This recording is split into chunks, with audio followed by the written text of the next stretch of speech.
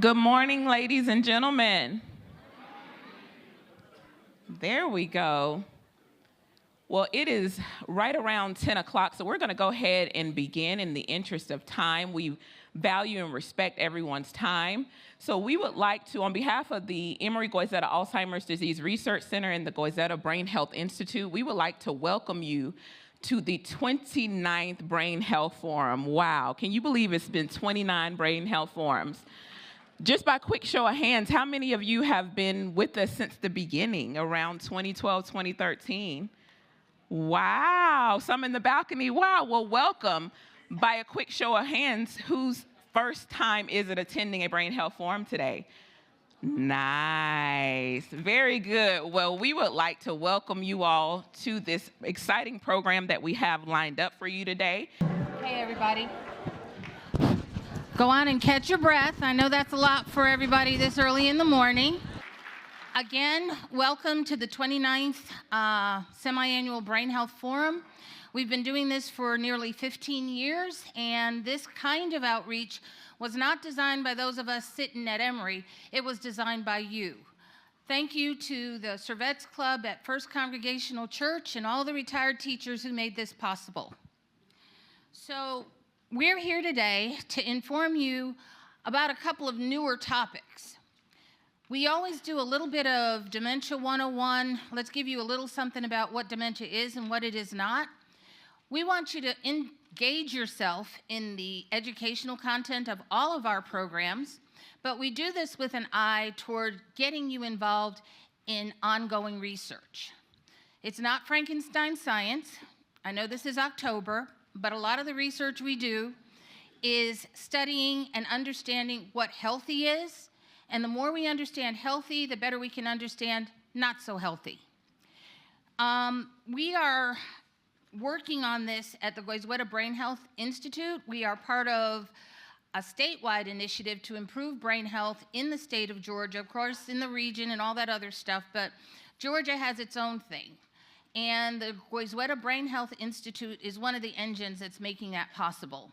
There's outstanding brain health research going on all of our campuses, whether you're at Emory, Morehouse, undergraduate schools at Emory, Oglethorpe, Brenau. I might not have mentioned you, Kennesaw State. If there's a neuroscience department somewhere, there's a lot of brain health research going on. So whether you participate in research here at our Goizueta Brain Health Institute, or at Kennesaw State, or at Georgia State, I want you to participate somewhere. Why? As a primary care doctor, to me, that's your back-end way of getting into getting better health care because you become a better consumer. It's also a way to stay current and keep up with what's actually going on in the state and in the city. And a lot of the stuff that's going on is stuff that you can freely participate in. It's not incapacitating. And we encourage everybody in this room, regardless of what your ethnicity is, regardless of what your gender is, because we know that this particular disease it's an equal opportunity offender. So please, you saw a lot of the vendors out front who are actually resource vendors, actually people who are conducting studies. They're giving you information. We're going to aggravate the heck out of you in terms of trying to get you to participate in our research. So with that, I'm going to start with my section, which has to do with giving you an overview of dementia. So I tried to get away from doing this, but because 30% of our audience, am I doing this or am I doing this? Okay. 30% of our audience is brand new to us. And there are a lot of questions that you ask that are very, very unique, but we answer them 100,000 times. And even if you don't get the answer today, Ms. Crystal has told you about Brain Talk Live. You've seen our YouTube archive. Go on there because there's probably some presentation that we've done in the last 5 years that's going to answer your questions. We have new topics. We have new presenters all year. So every week we have something new that we talk about. Huh? Where? Oh, lose my brain sometimes. Not now? Okay, I have to follow instructions. Okay, so our purpose here today is to try to give you a definition of early onset and Lewy body dementia. Dementia is repeated there, I see it. I used to teach English, so don't correct me here, I understand. We didn't proof very well. We didn't proof very well. Okay. We're going to discuss the psychiatric features that are consistent with early onset and Lewy body dementias. We're going to identify legal issues surrounding these particular diagnoses and dementia care in general. And most importantly, we're going to provide additional educational resources and opportunities for research enrollment. So, what's happened with Alzheimer's and aging? When we started this 20 years ago, 30 years ago, everybody thought that if you got older, it was inevitable that you were going to lose your brain. We know through research and science that that's not true. As we moved along, we began to figure out that this was caused by something else, not just age. So right now, we are learning how cognition, or how your brain changes over time, and what we can do to maintain our brain function as we age. I'm going to stop right here. I see some people sitting on the steps. If you have a vacant seat sitting next to you, raise your hand. Okay, somebody back there needs a seat. We've got chairs. Okay, does everybody have a seat? Okay. Keep your hand up. Some people need a seat.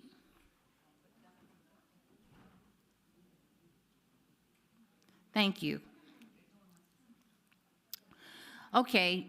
When I started doing this about 10 years ago, we said, oh, there are about 6 million people who have Alzheimer's or related, we didn't say related dementia, we just said Alzheimer's. Well, now that number is closer to about 7 million. By the year 2050, we're going to have hundreds of millions of people, like 30 million. You can read that. But the point is, we're living longer, we're getting better at detecting the disorder, and it doesn't mean that it wasn't always here, it's just that we're getting better at figuring it out. So in the state of Georgia, about 10 years ago, we had about we estimated that we had about 150,000 people with Alzheimer's or related dementia. Now we know that that number is considerably higher than that, and now we're at about 170,000 people. We have 1.4 million people in the state of Georgia aged 65 years of age and older, and generally, if you hit 65, that's when stuff starts to change, isn't it? For some women, we'll say 50, right? But 65 is kind of like our benchmark for when things start to change a little bit. Maybe you ache a little bit more, it's a little more difficult for you to move around, and you're not as interested in doing the stuff that John was doing as he did here, right? You know, when I was on campus, I could go out and I could hang out all night. Can't do that now. One drink puts me to bed. Okay, so here in Georgia, it costs a lot to take care of people living with Alzheimer's or related dementia. And it's not just the cost of the medication, it's the cost of caring for that individual. Whether it's the personal supplies that you buy, depends, diapers, paying for additional caregivers, doctor's visits, transportations. But for those of us who are caregivers, it's time missed from work. So what can I tell you about Medicare beneficiaries? 50% of all Medicare recipients have Alzheimer's or related dementia. This is Georgia. These are Georgia stats. This comes from the Georgia Department of Public Health. 92% of those persons who have Alzheimer's or related dementia have at least one chronic disease. Most have 4 or 5, okay? Medicare recipients with those 4 or 5 chronic illnesses have those diagnoses listed below. Hypertension is a risk factor, diabetes, high cholesterol, heart disease, depression, chronic obstructive pulmonary disease or chronic lung disease, heart failure. In comparison, 20% of those persons who don't have dementia have only one chronic comorbid condition that's usually well managed. Dementia of any name or sort is not a normal part of aging. We now call this a neurocognitive disorder, and it's a spectrum of disorders that frequently overlap, and you're going to learn more and more about that as we go along. In medicine, it's really important to understand those things that are treatable, i.e. reversible, and separate those from the things that are neurodegenerative and not treatable. And that's where it's important to have a good relationship with your medical team. Do you have a good primary care doctor that you're comfortable speaking with? And that's the person that you should address your concerns with first, before you're like, I need to go to the subspecialist at Emory. Well, you're not going to get in the door without a primary care referral, and you need to be in the Emory healthcare system, but that's another story. But the important part is that there are things that look like dementia or cognitive dysfunction, whatever word you want to use, but they're not that at all. They're not a neurodegenerative process. It may be a metabolic problem, a medical problem that needs to be addressed, and that's why you have to start with your providers. Regardless of what the neurodegenerative process is, all treatments aren't the same because the different causes are different. Different diseases have different treatments. And the treatments that you see advertised now, they're all over the news. These infusions are specifically for Alzheimer's. They're not for alcoholism. They're not for traumatic brain injury. And they're not for Lewy body or frontotemporal dementia. So when we start evaluating people, how do you know I've got dementia and how do you know I don't? You can read this. There are 6 different brain functions that we look at. Complex attention, executive function, learning and memory, perceptual motor, which is moving from point A to point B, raising your arm, doing all that stuff that John wanted us to do. That's a brain function, okay? Toileting is a brain function, all right? Language, using the right word for the right purpose and communicating effectively. And then social cognition, being discreet and saying the right things, telling people that they're plump and not overweight or not fat. That's being in the South, right? Okay? If you can't say anything nice, don't say anything at all. She has such a lovely face. All right? When you start to have problems with those areas, we start to think that you have problems with your brain. But deficits in 2 or more of these brain functions give you a diagnosis of dementia. And I've had people curse me out when I tell them things like that, but you know, we'll go along, you'll learn a little bit more. All doctors don't know everything, but we know most things, all right? Neurocognitive disorders are things that are not recoverable generally, and they keep a person from doing what just about everybody did here today. You got yourself up, you organize your schedule, you got here. That involves a certain amount of planning. People with dementing disorders can't organize themselves in that way. And sometimes those of us who aren't demented can't organize themselves effectively. Okay, let me keep going. I went backward. How many different types of dementia are there? Okay, there are a whole bunch. And this pie graph kind of gives you an idea of what we're dealing with. Right now, we're saying that more than 50% of the diagnoses of dementia is attributable to Alzheimer's. And then a smaller percentage may be attributed to something like vascular dementia, which has to do with strokes, hypertension, and cholesterol, and all those cardiovascular things. If you've had any of that, you're at risk for a stroke, and if you've had a stroke, chances are you've got some cognitive deficits. What we've learned through research in our autopsy program is that people who have dementia frequently have pathologies that are associated with several different types of dementia. So which one is it? Don't know, not yet. And 2 of our researchers here, or 2 of our clinicians here today, are doing some state-of-the-art kind of research. Yeah, it's on disease, you know, people we know who've had the disorder, and we're learning more and more about some of the pathologies and how we might pick up on this a little bit sooner. This is a graph coming from the Lancet Commission article. It's a consensus opinion about what we know about dementia. And the take-home part of this is 45% of all dementias are preventable. I'm going to say that again. 45% of all dementias are preventable.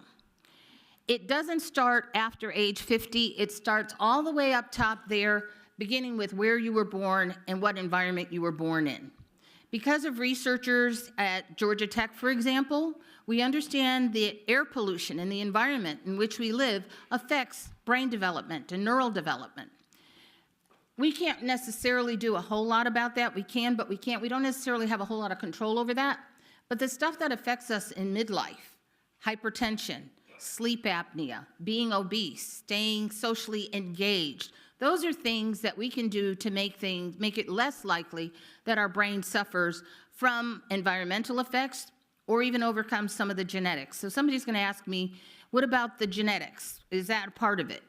It is and it isn't. Just because you carry the gene doesn't mean you get the disease.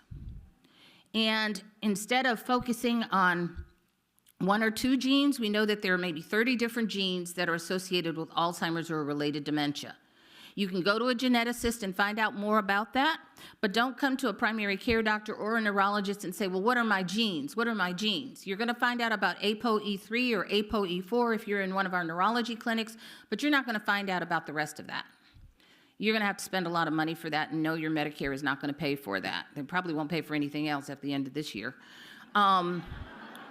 Treatment, there's no definitive treatment for any neurodegenerative disease. We're studying it. We are one of 37 different Alzheimer's disease research centers funded by the National Institutes of Health, National Institute of Aging, or your tax dollars, up until today, I guess, where you can come participate in research and get an evaluation for Alzheimer's or related dementia. We're here, the one center in Georgia, if there is okay, I've got to stop, I'm going to keep going. This is important because if you don't have an Alzheimer's disease research center in your state, there's a medical school in your state where they likely have memory disorders clinics and they're conducting research. In summary, I want you to appreciate that losing your brain, losing your marbles is not inevitable. There are things that we can do to keep that from happening. And we need all of your participation in clinical research that you are comfortable with to help us sort this out. There's no cure. Most of the prescriptions that we have right now help with symptoms, but don't necessarily cure the disease like a chemotherapeutic agent. And the last piece for me is, if you don't hear anything from me, I need you to participate in research, even if you fill out a survey questionnaire. So thank you. I am going to have Dr. Eric Johnson come up. He's going to be our first presenter, and he's going to educate us about early onset Alzheimer's. And I know many of you in this audience have a personal connection and want greater understanding. Dr. Johnson. Everyone can hear me if I just stand right here and talk loud. So my name's Eric Johnson. I'm one of the neurologists at Emory, and thank you, Dr. Parker and Crystal, for the invitation to speak to you today about a topic that I'm particularly interested in, which is early onset Alzheimer's disease. You'll see in your program that it says early onset dementia, but that's a very broad topic, and I'm going to narrow it down a little bit to early onset Alzheimer's disease within the time that we have. Okay, so what is early onset Alzheimer's disease? Well, the way that we define it is that someone develops symptoms before the age of 65.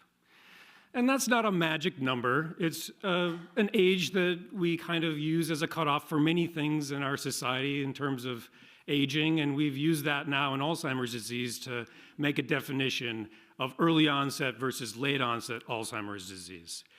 So if you cut it off at age 65, about 5 to 10% of people have early onset Alzheimer's. They develop symptoms before the age of 65.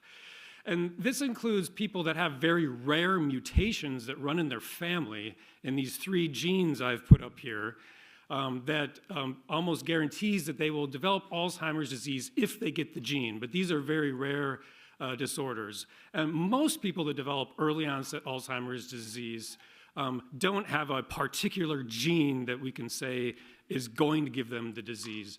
I'll talk a little bit more about ApoE4 in a moment. But we call this sporadic.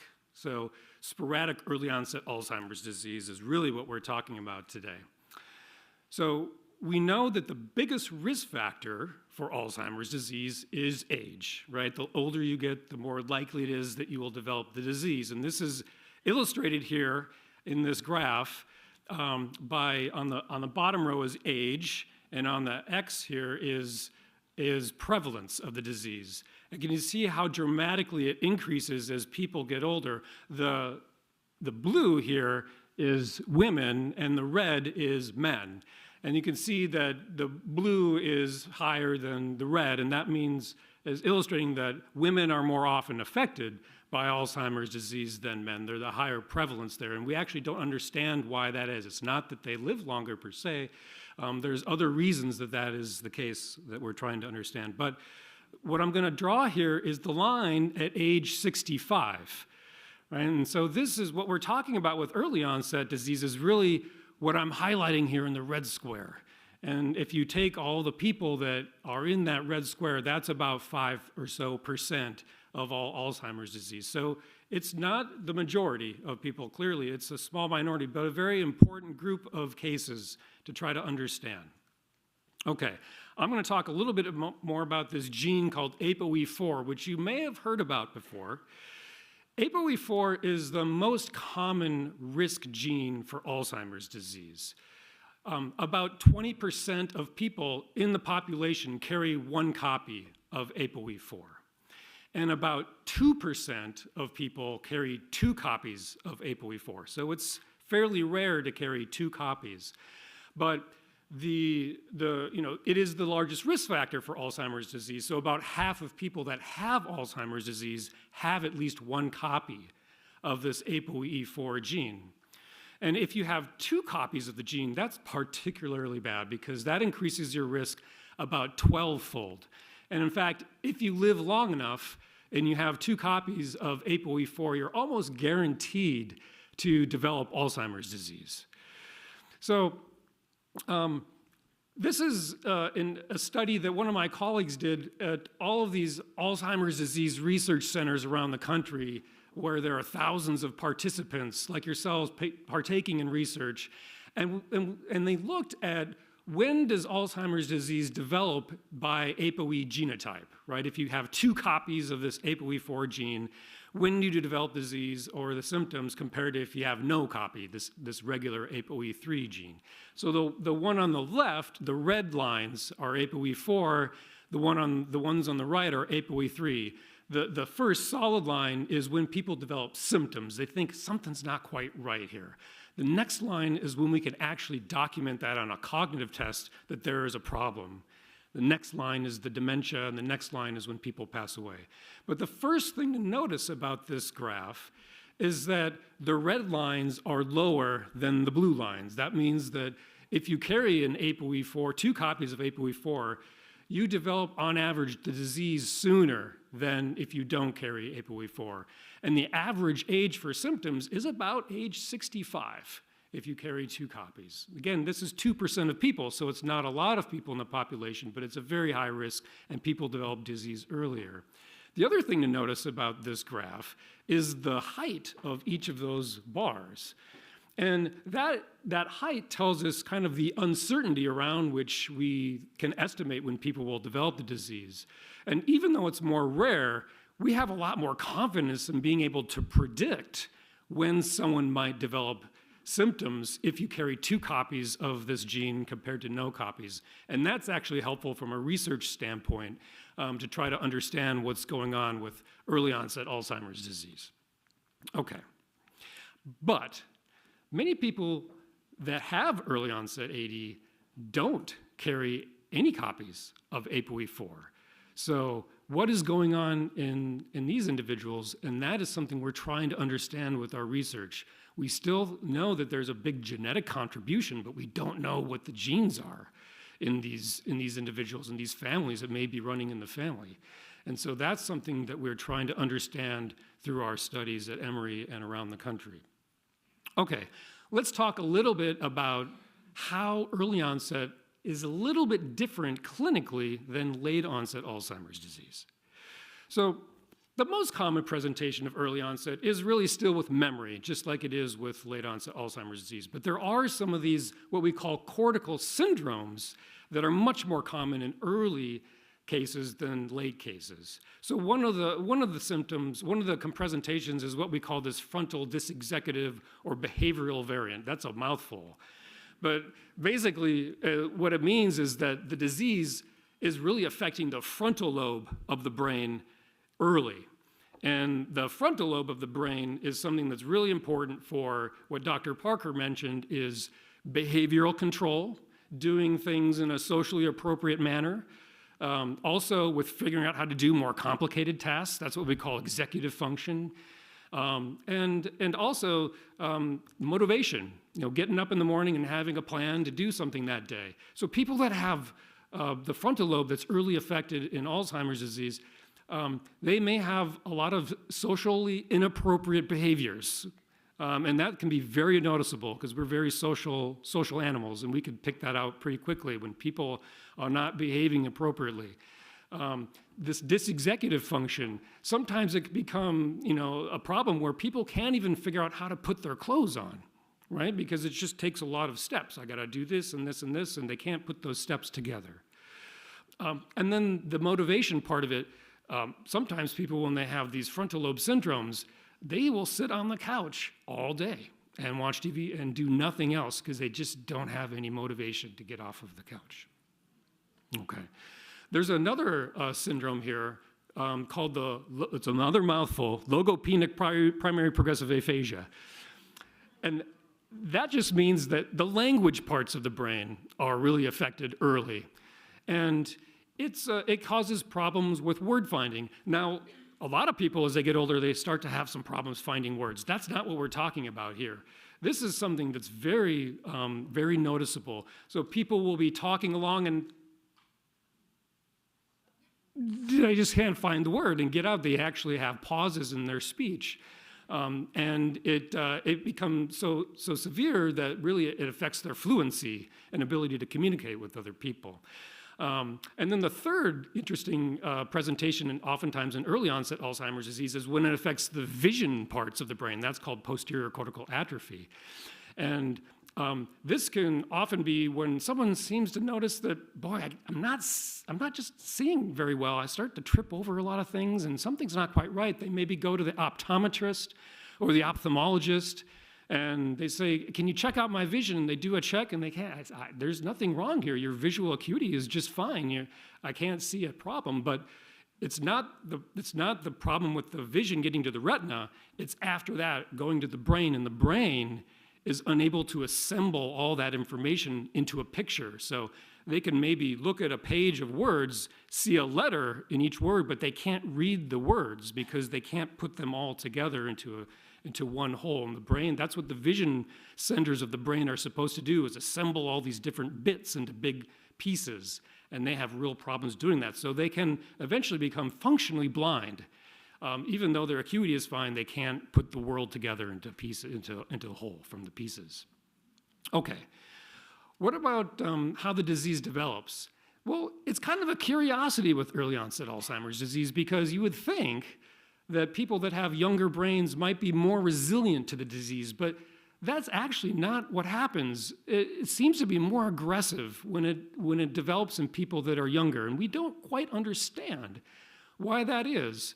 But if you do the cognitive tests, you may have heard of one of these called the mini mental status exam. Out of 30 points, you can see that on average, younger people progress faster, about 0.7 points per year, which doesn't sound like a lot, but if you start to add that up year after year, that's a significant increased rate of progression in people that have early onset. So it is generally, on average, more aggressive disease when it develops earlier.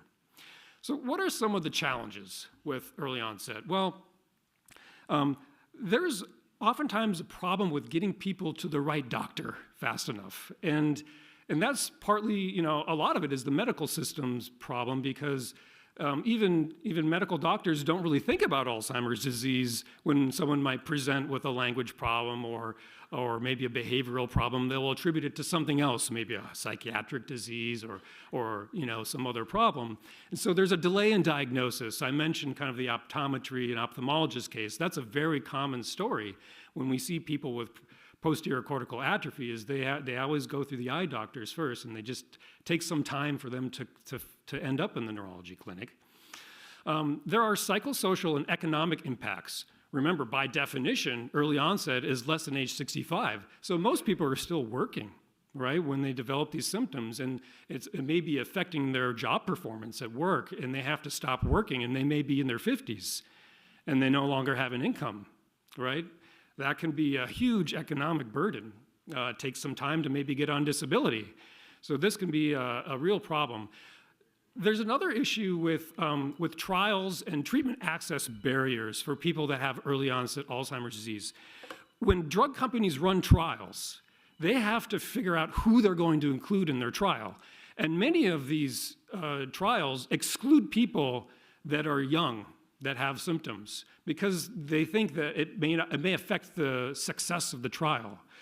So that's a decision that they make, and if the drug turns out to be effective for that disease, then that can create a problem for actually getting the drug to people that are younger, because even if I want to prescribe it, because I think it would be a good option for people that are young, because I don't think age 54 is that different from age 55, the insurance companies will say no, because you do not meet the inclusion criteria in the trial, so we're not going to pay for the drug, right? And if these are very expensive, these new medications are very expensive medications, and if the insurance company won't pay, then it's really not feasible to get on the medication. So that is a real trial and treatment access issue for many patients. And then finally, a family burden and lack of tailored support. You know, these people in their 50s, they're young, and they don't feel necessarily that they fit into the support groups that many people, older people may attend for Alzheimer's disease, and it's a hard thing to deal with anyway. But certainly, if you don't feel like you're part of a group that's also dealing with it, and then the family burden. When you think about it, a lot of people in their 50s that develop Alzheimer's disease, they still have minor children at home, right? That they may be taking care of.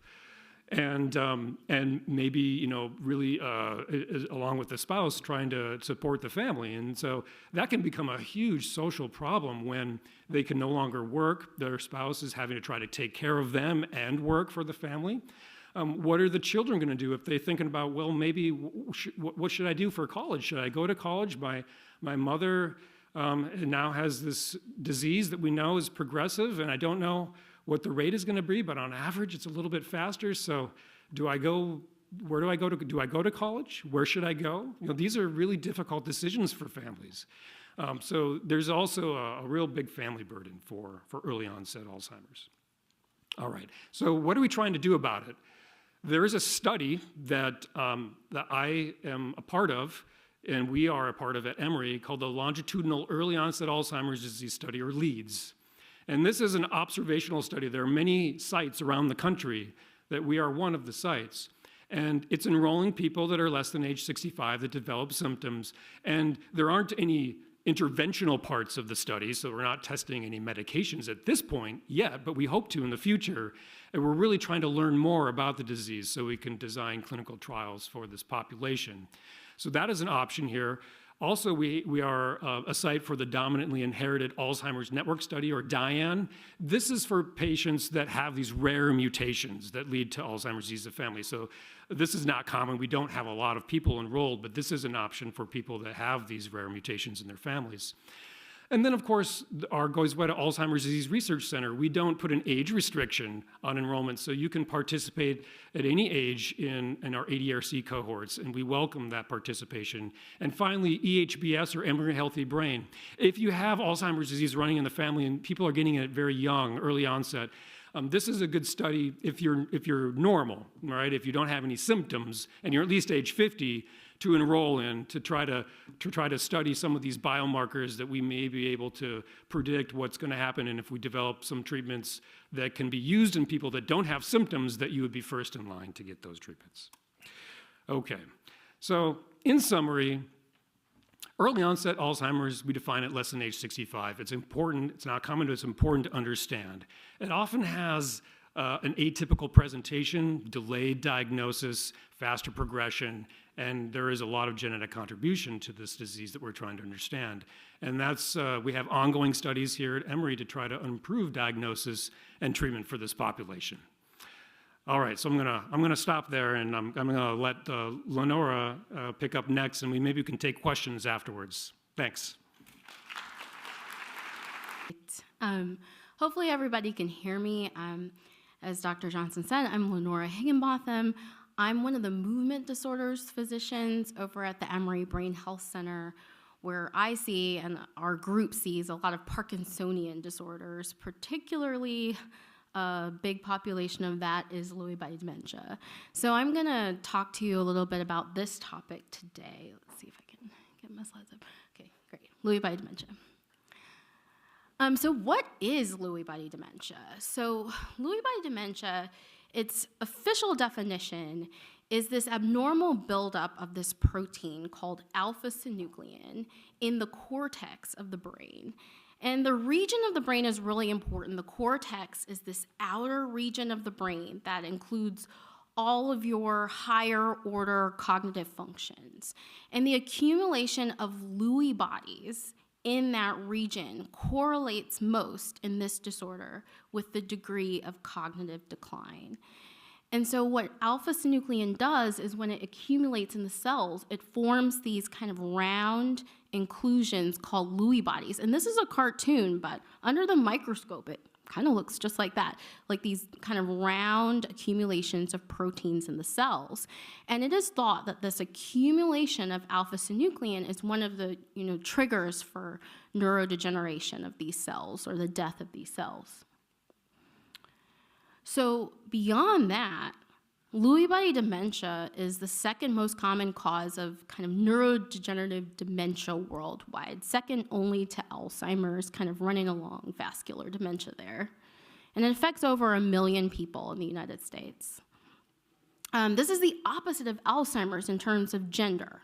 So males are more commonly affected compared to females.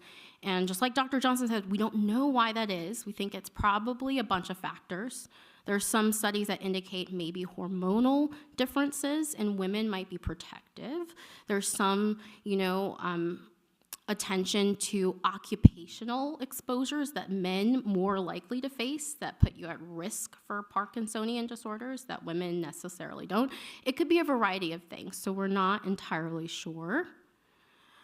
And then the other really key concept I want to push today is that when you hear Lewy body dementia, there are actually two quite different clinical paths that you can take to get to this kind of accumulation of Lewy bodies in your cortex. And Lewy body dementia, that term, includes both Parkinson's disease-related dementia and another condition called dementia with Lewy bodies, which I know is just a remixing of the words of Lewy body dementia, just to make it all more complicated.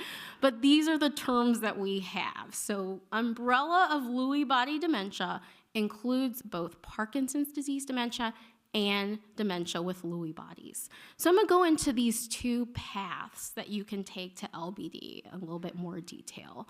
So you see that kind of age scale down there. So Parkinson's disease, this is a very common disease, okay? So many of you may know somebody with Parkinson's disease. Parkinson's disease is a primarily motor syndrome when it starts out, and it usually onsets closer to the age of 60 or early 60s. And what happens in this disease is it tends to be motor predominantly. There might be mild cognitive impairment throughout, but it tends to be predominantly motor for a very long time, years and years and years, until people get into their 70s, particularly late 70s, and they're at higher risk for dementia in general. And then these patients with Parkinson's are at particularly high risk of developing Lewy body dementia. Notice I said risk because not everybody with Parkinson's disease will develop dementia. But if they do, it's highly likely to be this Lewy body dementia. And that's what we consider Parkinson's disease dementia. And then dementia with Lewy bodies, actually a different clinical path. And we see this distinction in clinic. There does seem to be two different really ends of the spectrum. And the dementia with Lewy body patients, the average age of onset of that particular syndrome is closer to age 70. And it can present with motor symptoms. But if it does, it's predominantly motor for a short period of time before this cognitive syndrome takes over. So the difference is that you get this kind of syndrome with motor and cognitive, right? But in dementia with Lewy bodies, the cognition part is just kind of from the get-go, and it's pretty fulminant up front. In fact, for dementia with Lewy bodies, you don't even have to have motor symptoms. So I put it up there just so you can kind of see the parallel, but sometimes patients with DLB present with just the cognitive symptoms. And so it really is like a predominantly cognitive condition. But at the end of the day, when you look at the brains, the brains look very similar, despite these two different paths. For the Parkinson's disease dementia route, when we look at brains of these individuals, we do see that there seems to be this kind of gradual spread, oops, I went backwards, sorry. Gradual spread of Lewy bodies over time in Parkinson's disease dementia. So people with Parkinson's disease, if you're not familiar with this disease, sometimes it can have these non-motor symptoms that come on really, really early before motor. So this can be constipation, like chronic constipation, and a decreased sense of smell. We think that's due to the Lewy bodies, or synuclein, accumulating in the periphery first, years before motor symptoms. And then it climbs up these nerves, which you're seeing on the far left, like the vagus nerve or the olfactory nerve, right? And then it goes into the brainstem, where these Lewy bodies cause motor symptoms. That's when you're in your early 60s, then you get Parkinson's disease.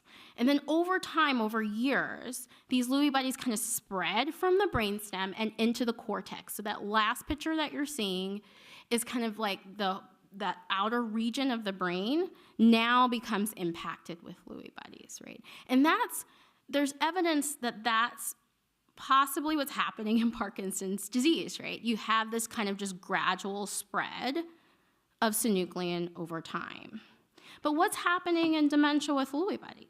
We see these individuals come and they have this like kind of fulminant deposition of synuclein in the cortex from the get-go. They might actually have minimal brainstem Lewy bodies. Why do they have a different path of synuclein spread than the Parkinson's disease folks? And we don't know. This is an active area of research. But I just wanted to share that there is some degree of understanding maybe how Lewy bodies are moving through the brain in Parkinson's disease, but not so much DLB. Okay, so that's a little bit of the science and pathology.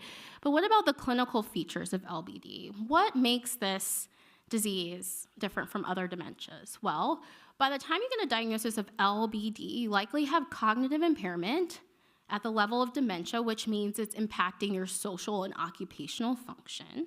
We'll talk a little bit more what that looks like in LBD in just a second. Prominent neuropsychiatric features, I think, is one of the most distinctive things about Lewy body dementia from the get-go, is that these individuals can have visual hallucinations are very common, other types of psychosis are very common, paranoia, also a lot of anxiety in this disorder, depression can be really prominent up front in this disorder. Fluctuations of consciousness is something that we see of more in Lewy body dementias than we do, say, in Alzheimer's disease. And what this looks like is that the patient who's affected can have wildly different levels of consciousness, drowsiness, even just cognitive function throughout the day. They fluctuate quite a bit. REM sleep behavior disorder. This is common in many Parkinsonian disorders, but is a core feature of what we see in LBD, which is individuals who act out their dreams at night, and this can actually occur well before any motor or cognitive symptoms occur. Parkinsonism, which I referred to, this is the motor syndrome that you see in Parkinsonian disorders. For those of you who are not familiar, it tends to feature a lot of slowness and stiffness and rest tremor, though actually, in DLB, the one that has fulminant cognition up front, rest tremor is less common. And in Parkinson's disease, actually, to dementia, it's more common. So a little distinction there. And then autonomic dysfunction can be really debilitating. So the autonomic nervous system is this part of your nervous system that does these automatic functions, like controlling your blood pressure and urinary function. And these things can be quite dysfunctional in Lewy body dementia. One of the most debilitating things is sometimes people will have blood pressure drops leading to fainting. So I'm just going to talk to you a little bit more about the cognitive impairment in LBD. So you already heard about these different domains of cognitive function, executive function, all these things. So LBD actually tends to, the vast majority of time, be a non-amnestic cognitive impairment, which means that your memory centers are largely intact, like that classic memory hippocampus centers in the brain. And where you tend to have the most deficits tend to be in attention, executive function, and visual spatial dysfunction in this disorder. And so what that looks like is when you encounter somebody who's in the early stages of this disease, they may not just be classically forgetful, but they may have these other complaints that you've heard about kind of being aligned with executive function or atypical non-memory related dementia disorders, right? So they might have difficulty planning. They may lose the thread of conversations due to lack of attention. Trouble switching tasks, like going from one task to another effectively. Word finding difficulty. Multitasking is frankly impossible. And so, I'm well aware that a lot of these tasks are sometimes hard for me to do, actually. And also, as you get older, it can be affected. So a lot of times when we're noticing things like this, it's very helpful to have detailed neurocognitive testing in a cognitive clinic to kind of tell you whether it's to a severity that's unusual for age. So the neuropsychiatric features of DLB, again, this is a big one, I think, kind of distinguishes it a lot, sometimes just clinically from Alzheimer's disease in those early stages. So a lot of times from the get-go, these visual hallucinations is definitely the most common. These hallucinations, what we refer to as hallucinations, are usually visions that other people don't see, that are present during waking hours. So people are wide awake and they see visions, right? The visual hallucinations in Lewy body dementia tend to be pretty complex, sometimes pretty lifelike, of people, animals. They don't usually interact with the patient or say things, so auditory is not very common. Can occur, but not very common, but they can still be agitating. It's kind of a spectrum. Sometimes people tolerate them very well. They know that they're present. Sometimes they're of loved ones who have passed and can be comforting, and then it can be to the other end where it can be really agitating. Paranoia is common, so this kind of what most people would consider irrational fear of danger or things. Delusions, so this is kind of like a big kind of test question thing, this Capgras syndrome that is associated with Lewy body dementia. This is when an individual that the patient is very familiar with, like a loved one or something, the patient sees them as an imposter. Okay, so they think that there's somebody dangerous. Othello syndrome, another delusion that it can occur pretty commonly in LBD. My spouse is cheating on me. Okay, so that's another one. And you can already see how those two syndromes can put a real strain on the caregiver-patient relationship. So this can be really difficult to manage. I bolded anxiety because anxiety can be one of these early and just really prominent syndromes. I have seen patients with DLB sometimes be so anxious in the room that they can't really sit down, they just pace around. This is not always the case, but anxiety can be really common, and it's to some extent treatable, so it's good to recognize this as part of the disease. And depression and apathy are also common. So apathy, just a loss of interest in regular daily activities. And, I included this. This is an editorial to neurology that Susan Schneider-Williams, who is the widow of late Robin Williams, who many of you might actually recognize as famous actor who suffered with Lewy body dementia. And she, particularly DLB, is from my understanding. And she just kind of writes this great summary of his decline, but really what's highlighted is these kind of prominent neuropsychiatric symptoms up front. It really took a while to diagnose.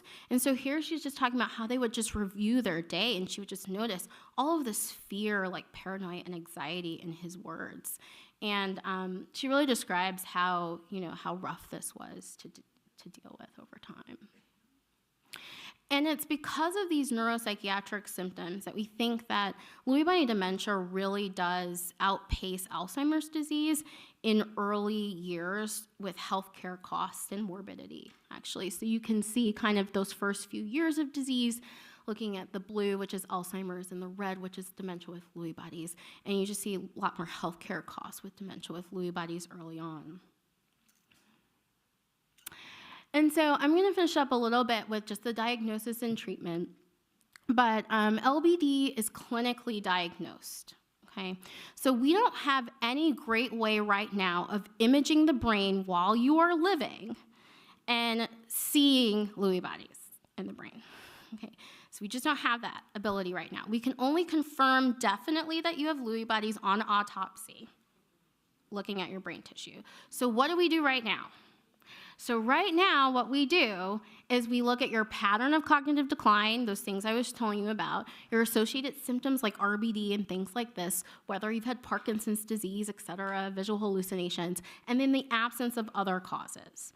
There's actually not a definitive MRI brain signature, really. There's some patterns of atrophy that may be more common in LBD, not definitively. So the MRI brain is primarily used to rule out other conditions.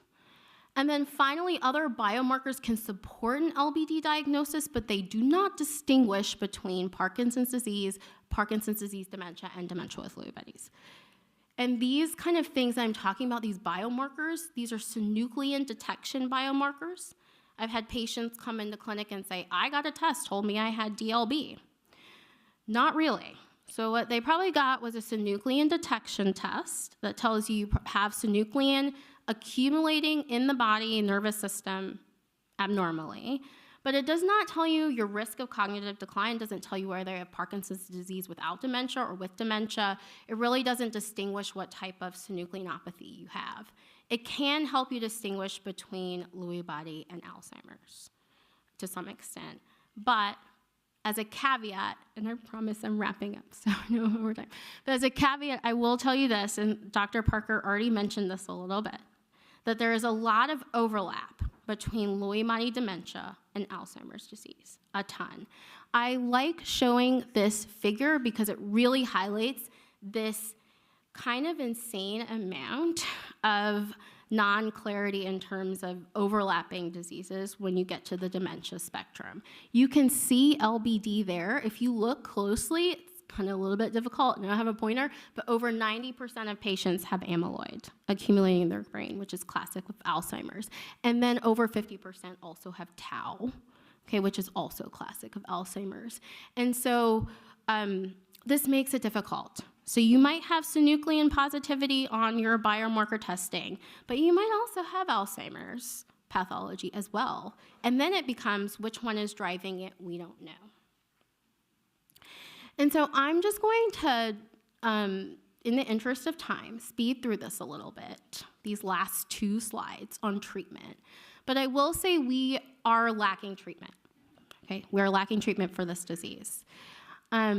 We have many meds that we use to help control symptoms, but we don't have any disease-modifying therapies right now, and many of these meds are not FDA approved, but they are extrapolated to be used in LBD. Atypical antipsychotics, we only have a few that are actually not dangerous to give LBD patients. So they have the psychosis, but many of the psychotic medications can be dangerous to give, but these 3 are safer. And then the dopaminergic therapy, so this is a classic way that we treat motor symptoms in Parkinsonian disorders, but we have to limit that in LBD because it actually exacerbates psychosis. And also blood pressure drops as well. So it can be really challenging using medications to treat this disease. And I forgot I had this slide, sorry, going over time. But I do want to say that in addition to actually treating with medications, we do tend to give a lot of caregiver guidance because this can be one of the biggest debilitating aspects of this disease. And one of the things I will highlight is that we really, instead of contradicting, we try to tell caregivers if they can redirect, draw attention to something else, can be much more effective. You got Cop-Rock syndrome, leave the room, come back, or something like that. They think you're an imposter. But oftentimes, I just try to highlight is that there is a lot of, there's a lot of difficult decisions that can be, that can come up in this disease, but often no true right or wrong answers, and I think that applies to all dementias. And I think I will speed through this a little bit, but there are definitely therapies under investigation for Lewy body dementia, including certain synuclein targeting. This one particular one was just came out with promising results in December. And a lot of them are in phase 2 and still quite investigational. And then the amyloid infusions that we have for Alzheimer's disease, while they have not been tested in Lewy body dementia, because there's so much overlap, there is thought to be some hope that they might actually be effective for these diseases later on. And sorry for going over time, but that's my talk. And I will answer questions when we have time. Thank you.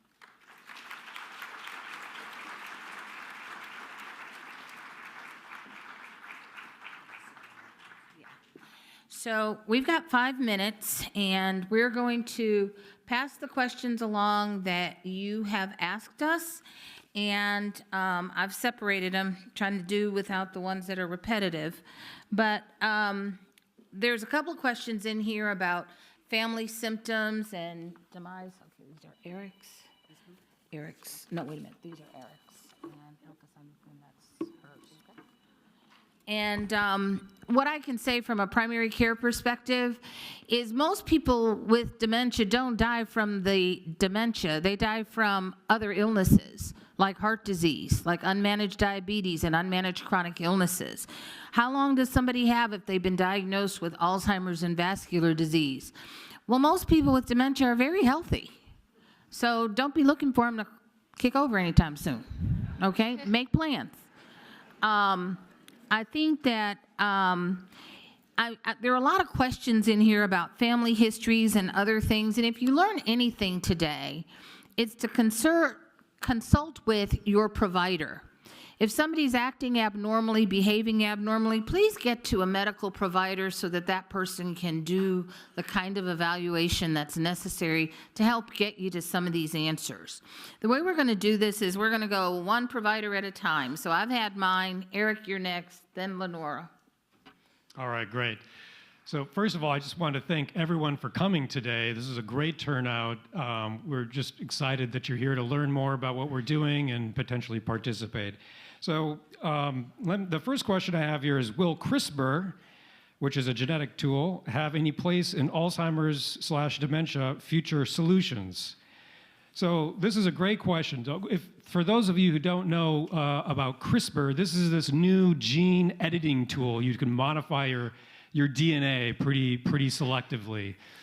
And so what is the future there? Well, I think it's quite interesting to think about. If we can optimize this CRISPR gene editing approach to be very specific, to cut out the parts of the DNA that are bad for Alzheimer's disease very early in life. So say you're an embryo, right? And you haven't even developed yet. You can go in there and edit the gene. That, for instance, ApoE4 that I talked about there. If you could change that to ApoE3, there's just a few simple genetic changes that have to be done to do that. That could have a huge impact on our level of Alzheimer's disease in society to reduce that risk. So you can imagine that has a lot of potential ethical implications as well, of modifying someone's DNA before they're even born. For instance, we know that ApoE4 is actually protective for some eye diseases. So it's not an all or nothing thing. And so genetic editing has a lot of considerations there. You want to take the next one, Lenora, before I... Oh, yeah, sure. I have one that says, where does alpha-synuclein come from and what causes it to increase in the cortex and cause Lewy body disease? This is a great question. I will say we all have alpha-synuclein just sitting around in our brain. It is a normal protein to be floating around. And then the function of that protein is actually not super well defined. But in general, there is something that flips the switch and causes it to accumulate abnormally in Lewy body dementia. And we don't know exactly what does that, but it's thought to be a combination of environmental and biological factors. Just as Dr. Johnson spoke in his talk about sporadic disease, the vast majority of cases of LBD are also sporadic. So these kind of complex combination of factors that causes the disease. And everybody has a little bit of a different kind of risk profile. And so it's not quite clear, but we do have some general things like certain risks that are well accepted, like certain pesticides that are associated with developing Lewy body disease and various things. But it is a complex topic. All right. We have another question. Is there a connection between chemo and radiation treatment for cancer and early onset Alzheimer's disease? Right. So this is something that we're trying to understand better. There probably isn't necessarily a direct connection unless it maybe you're getting radiation to the brain directly for brain cancer, which can increase risk. But one thing that seems to be the case in some people that have early onset Alzheimer's disease is that they have a different kind of immune system than other people that might go haywire when you stimulate it in certain ways. For instance, with chemo and radiation that can cause inflammation in the body. And that can tip off a process in the brain with the immune system that surveils the brain to start attacking the brain. And so it is possible, not in everyone, but it depends on kind of how your immune system functions that may set you up for having risk for developing Alzheimer's earlier than you would otherwise. I will say that people have asked, there are lots of questions in here, will we get the presentations? If you've registered for this forum and you're here, we will send out PowerPoint presentations afterwards along with a survey. Okay, Lenore? Yeah, I'm just going to tackle these two ones here because this kind of is in line with what I was just talking about. Somebody asked about Agent Orange, which is actually a well-accepted risk factor for Parkinsonian disorders. So that is a risk factor for that. And then, is there a test to see if you are genetically predisposed for Parkinson's? So again, the vast majority of Parkinson's cases are the sporadic kind of mix of environmental and kind of biological age, all these different factors.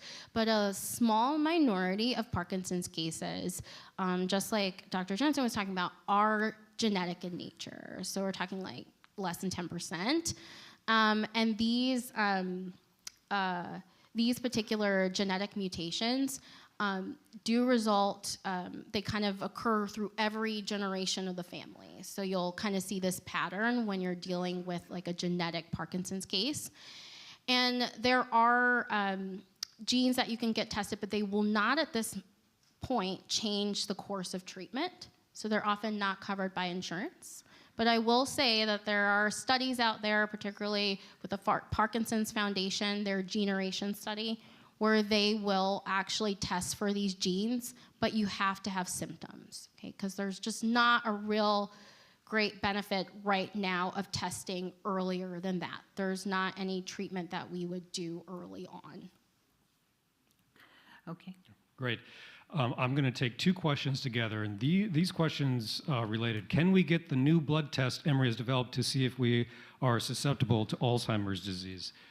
And so I want to make sure I clarify this. So right now, there has been a test that has been developed that you can get that tells you if you have this amyloid plaque in your brain that's associated with Alzheimer's disease. It's a blood test. It's called p-tau 217 or 217. And that is now FDA approved, and you can order that and get that. We are developing at Emory now new blood tests beyond just amyloid, because what Dr. Higginbotham just showed you on one of her last slides is that there's a lot going on in the brain that's not just related to amyloid. And we don't have good tests for that, and that's what we're working on right now with the research that we're doing on blood at Emory to try to identify all of these markers that can be used to say for Lewy bodies or vascular disease. And that's research that can only be enabled by people being willing to donate their blood and being able to participate in our studies. So thank you for doing that. I would not recommend at this point that you go out and get a blood test for amyloid in your brain unless you're having symptoms, because there's nothing that we can do about it right now. We do have new medications that can remove amyloid, but we cannot give them to people unless they have symptoms. That may change in a few years because we are running clinical trials right now to treat people that don't have symptoms but do have these positive biomarkers. But that is it's not ready yet. We're not ready to do that. We'll have to see how those trials turn out in a few years. So if you're not having symptoms, I would not recommend that you go out and get these new blood tests for amyloid in the brain.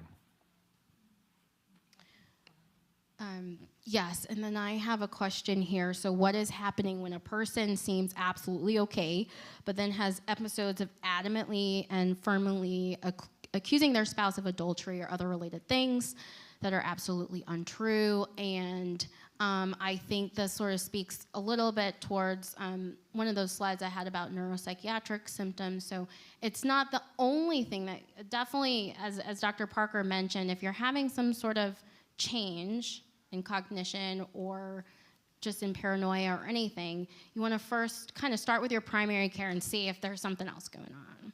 But with Lewy body dementia, particularly DLB, one of these early signs can be like fear, paranoia, anxiety, and delusions, which do include this common, at least in this population, delusion that the spouse or a loved one can be doing something nefarious or cheating of this nature. So that can be an early symptom. All right, next question. At the time of my daddy's passing, his brain autopsy report indicated Alzheimer's plus late, LATE. I understood at that time that late was only being seen in the research setting after death. Are there updates on the understanding of late? I'm grateful. So late is an acronym for a mouthful here. It's limbic associated TDP-43 encephalopathy, or late. What is that?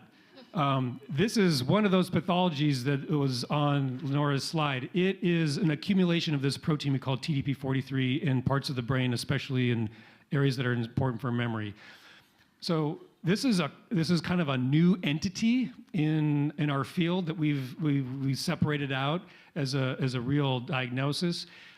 It tends to happen in people that are older, much older, say in their 80s or 90s. And it is associated with memory problems and cognitive decline. We don't know exactly why it happens, and it's something that we don't have good tests for, and we only see on autopsy. And so we are trying to, again, through our studies here at Emory with these blood tests and the proteomics that you may have heard about in the news, we're trying to develop better tests for this pathology associated with late, this TDP-43 protein in blood, so we can get a better handle on who has this maybe early. It's not as commonly associated with early onset Alzheimer's disease, but we do see it in a lot of people as they get older. A good question, another good question about risk. So how does TBI affect dementia? I can speak directly to like TBI and Parkinsonian disorders. That TBI is, or traumatic brain injury, for those who don't know, is a well-accepted risk factor for Parkinsonian disorders. That includes Lewy body dementia. Not everybody with TBI will get a Parkinsonian disorder, though. And then how does sleep disorders affect dementia? So sleep or lack of sleep or poor sleep is associated with a higher risk of dementia. And there's various biological explanations about that, but it is one of these aspects of just preserving brain health, just like exercise and these sorts of things is really important to pay attention to, long before you're at risk for dementia. All right. Is that your last one? Okay. Is there a visual test beyond the normal test to determine if there is a dementia threat or connection? And so we have certain standard visual assessments that we give to people when we do our standard cognitive testing, and those are, you may have done some of them already. It's draw a cube, right? You draw this thing called the Necker cube. You have to put it together in three-dimensional space. That's actually a pretty complicated task to do, and that's a pretty good assessment of whether someone's having these visual spatial problems. We also have a few other tests that we do in more in-depth cognitive testing to look for visual impairment. But what we're working on also at Emory is trying to develop new digital cognitive tests, that some of which include different ways to assess visual spatial function, how you're doing and putting things together in three-dimensional space. So if you're participating in our studies, you may be getting some of these other tests. But right now, kind of our standard ones in the clinic, if you have symptoms and come in and want to get evaluated, is some more simple ones that are pretty good for evaluating those problems. So this concludes the first part of our program. We're going to move into our stretch break. If you have need to get up and relieve yourself, we want you to kind of do that, but we're not stopping the program. So at this time, I'd like to thank our panelists.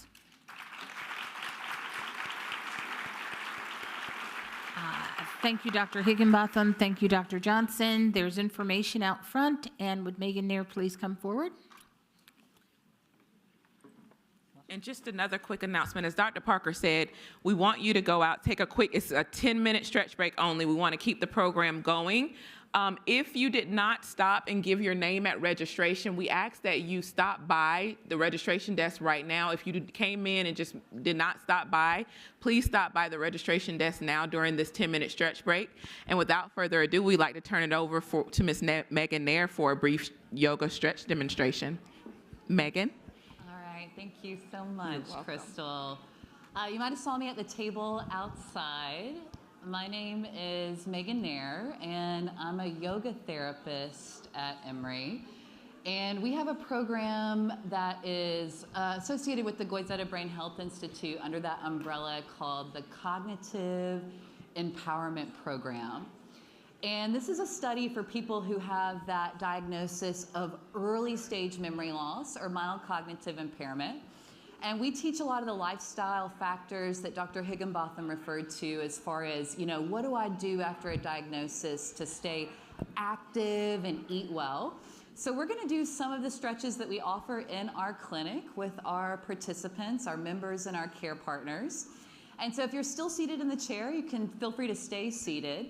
But we're actually going to start out with something that we always start out with, which is the feet. And if you're interested in fall prevention, working with the feet and the lower body are a huge, huge, huge way to get a little bit more awareness down there. So see if you can slide up maybe to the edge of your chair a little bit more. And you'll notice already that you have to recruit some of these back and belly muscles. Our participants are always concerned with their posture. And you might just notice your posture as you sit up a little bit more. And then coming down to the soles of your feet, separate your feet about hip-width distance apart so that your bones are kind of neutral in the sockets. And see if you can just start to curl your toes underneath a few times. You might be wearing shoes, but see if you can just kind of wiggle your toes. One of our care partners says, or 10 toes or as many as you have left. And then see if you can kind of lift your toes up in your shoes or in your sandals, and maybe even spread your toes out a little bit. And notice how your brain starts to go down to your feet. Maybe we haven't checked in with our feet in a while, but if you're interested in fall prevention, this is important. And then see if you can lift your toes up, maybe getting a little bit of activation in that calf or the shin on the front of your leg. And then maybe come up onto tippy toes a few times and just notice your legs start to engage a little bit. That's what we want. Come on to fast feet. See if you can get the blood circulating around your legs a little bit more for 5, 4, 3, 2, 1. We know that when blood circulates in your body, it also is good to oxygenate that blood and the blood in your brain. See if you can interlace your fingers to the webbing. Stretch your palms forward.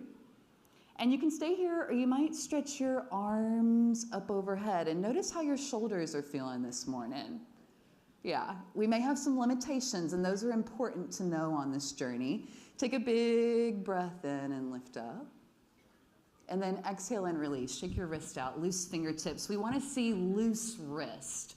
If we see rigidity, that might be signs of cognitive changes in our joints. Things like Parkinson's can show up in things like rigidity in the hands. So loose fingertips are good. All right, dropping your hands down to your legs with an inhale. Let's get back to those sore shoulders. Shrug your shoulders up to your ears. Take a big breath in through your nose, and then exhale out of your mouth with a sigh. We got a lot of information today that's like heavy on our shoulders a little bit. It's nice to take some time to release that. Let's do that 2 more times. Inhale through your nose, a huge breath in. Shrug your shoulders up. Exhale out of your mouth. 1 more, just like that. And already you'll notice the breath can be this resource when things are stressful. It also is something that brings us into this body in this moment right now. And one of the things we say that early stage memory loss cannot take away from us is the present moment. And so it's nice to get our brain used to dropping in to being in this present moment. Let's see if we can go ahead and find our breath a little bit. You might seal your lips together. Take a few breaths in, and then with an inhale, stretch your left arm up overhead.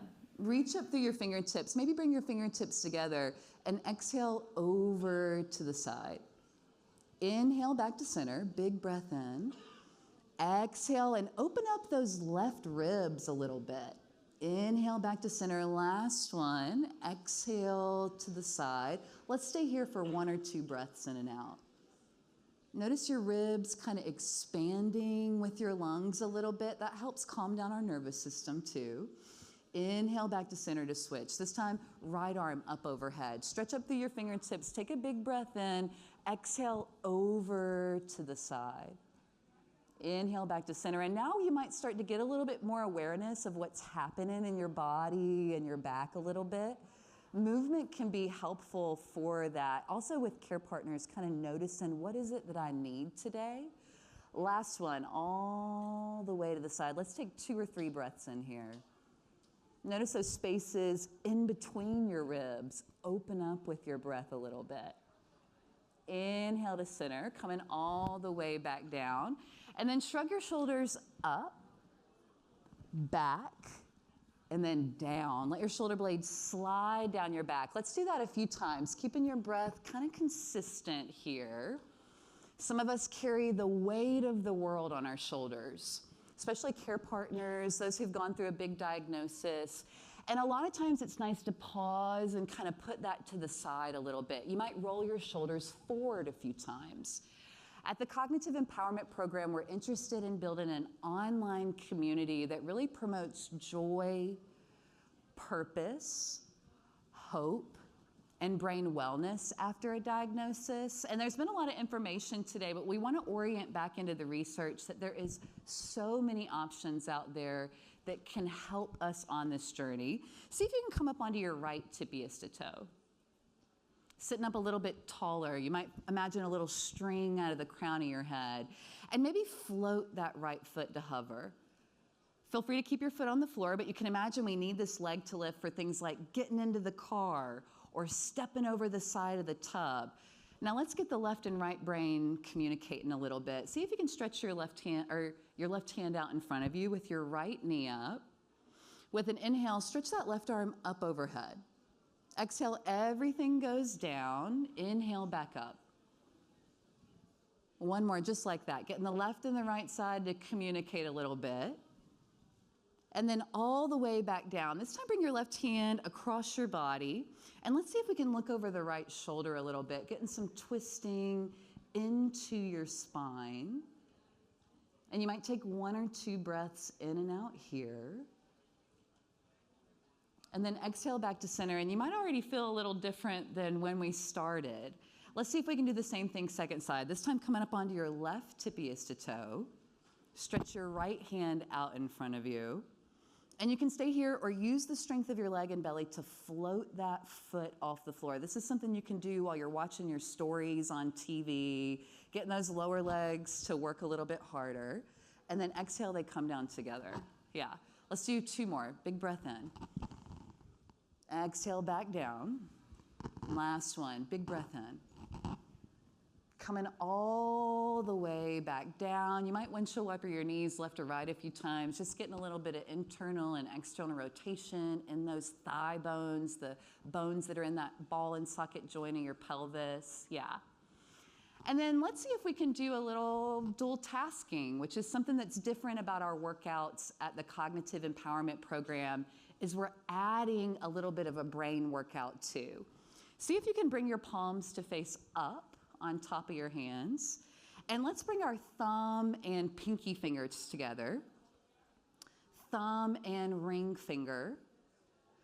Thumb kisses the middle finger, and then goes back to that index finger. Let's repeat that pattern starting with the pinky. 1, 2, 3, 4. 1, 2, 3, 4. Keep going on your own, and this might be a test you might have had in the clinic a little bit. Notice what it feels like not to look at your hands for that, but to use all those little nerve endings in your fingertips. And then shake your wrist out a few times. All right, you ready for the dual tasking part?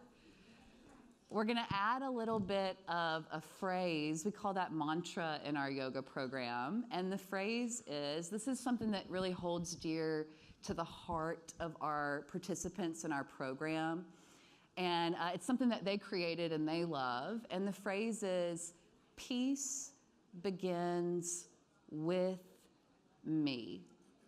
And it's a nice reminder that we have to cultivate that calm in here first, especially as care partners, as we bring our work into our families and into our relationships. So let's see if we can kind of add those two things together.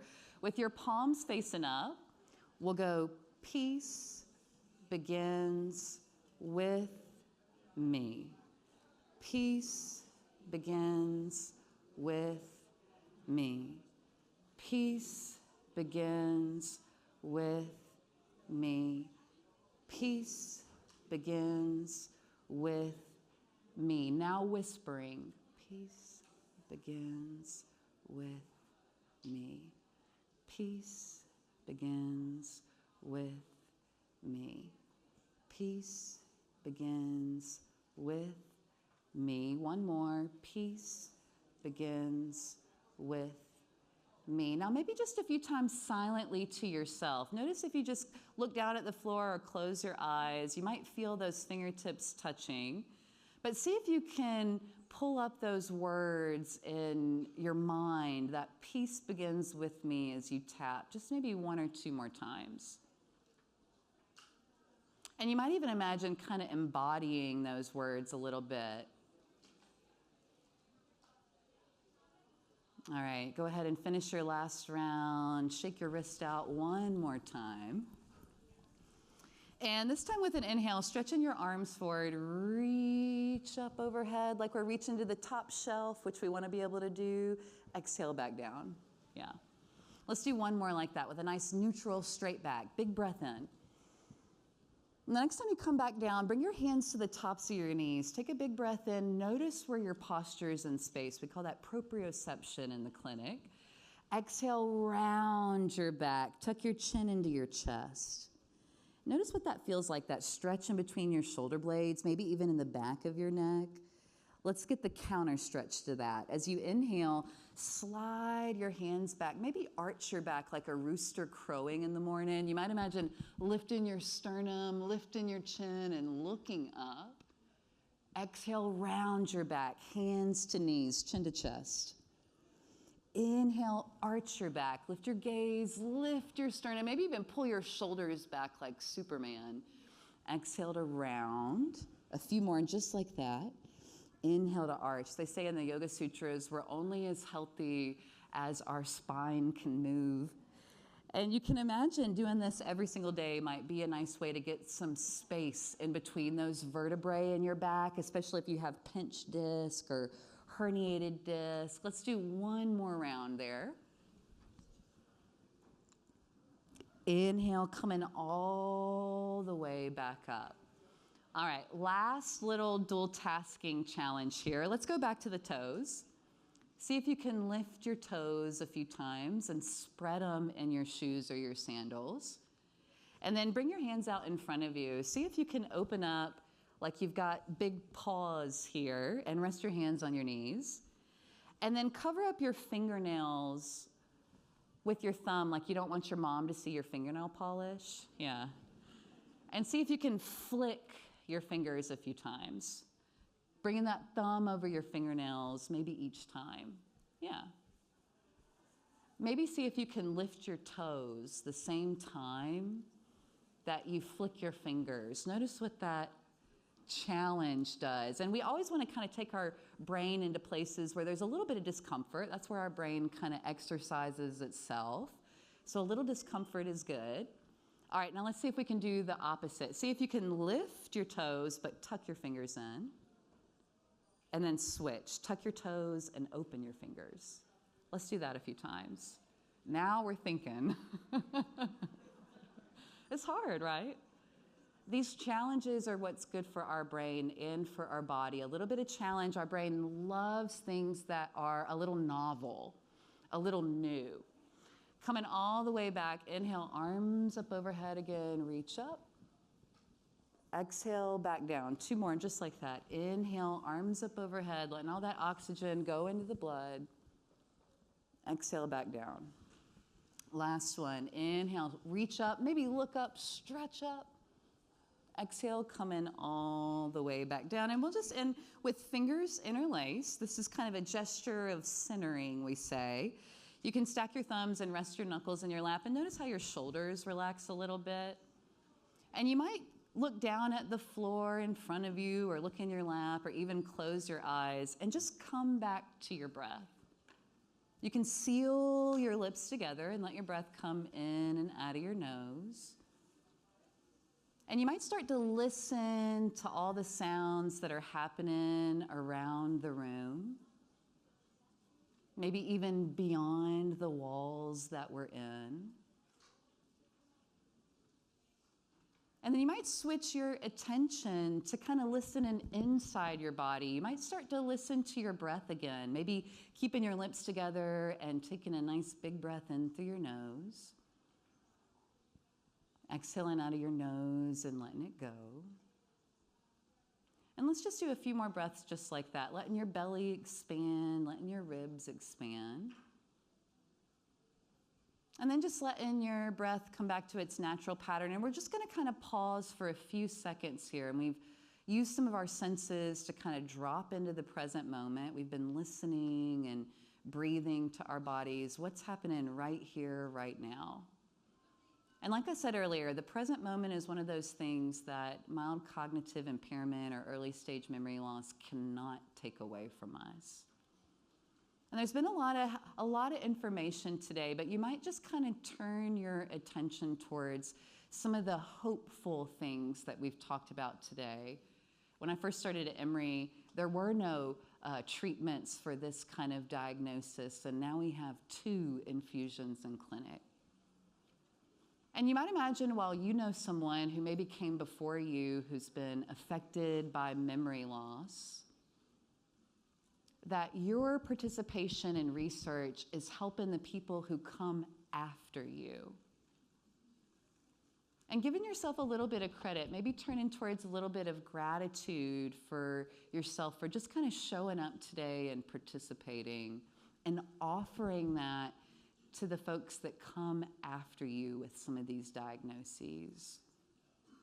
You might take another big breath in through your nose. Another big exhale out of your mouth to sigh it out. One more just like that, a big breath in. Exhale, release. And then opening your eyes if they're not already there. See if you can rub the palms of your hands together until they get a little hot from the friction. Oh, my apologies. I got lost in our meditation. And then release. Thank you, everybody. I'll be at the table out front if you need me. The last part of our presentation, we're going to hear from our Department of Psychiatry, and we're going to hear from our legal expert about the implications, behavioral and legal implications of these different disorders. Dr. Pritchett? Okay, so thank you, Dr. Parker. I'm so happy to be here to talk about some of the symptoms that are the emotional and the behavioral symptoms that can affect patients with dementia and, of course, their family members.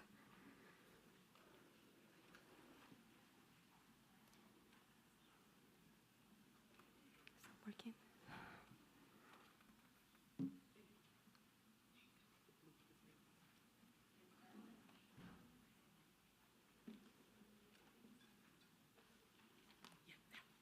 Okay, sorry. Okay. When we think about dementia, we oftentimes think about the memory loss, like, forgetting things, repeating questions, or misplacing items, but dementia is much more than that.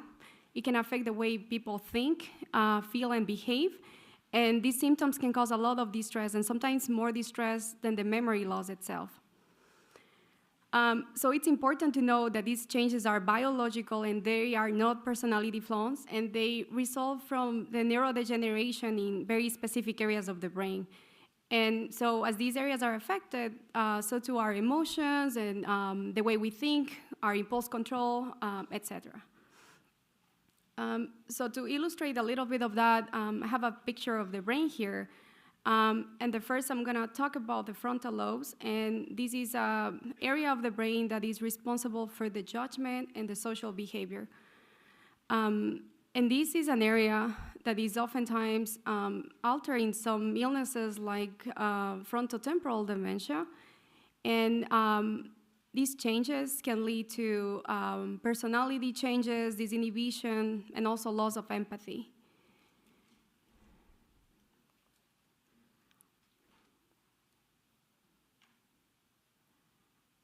Then we have another area of the brain, which is the temporal lobe and the limbic system, and this is an area of the brain that is in charge of emotion and memory, reward, and it can be affected in Alzheimer's disease, and that can lead to anxiety, disinhibition, and other symptoms as well.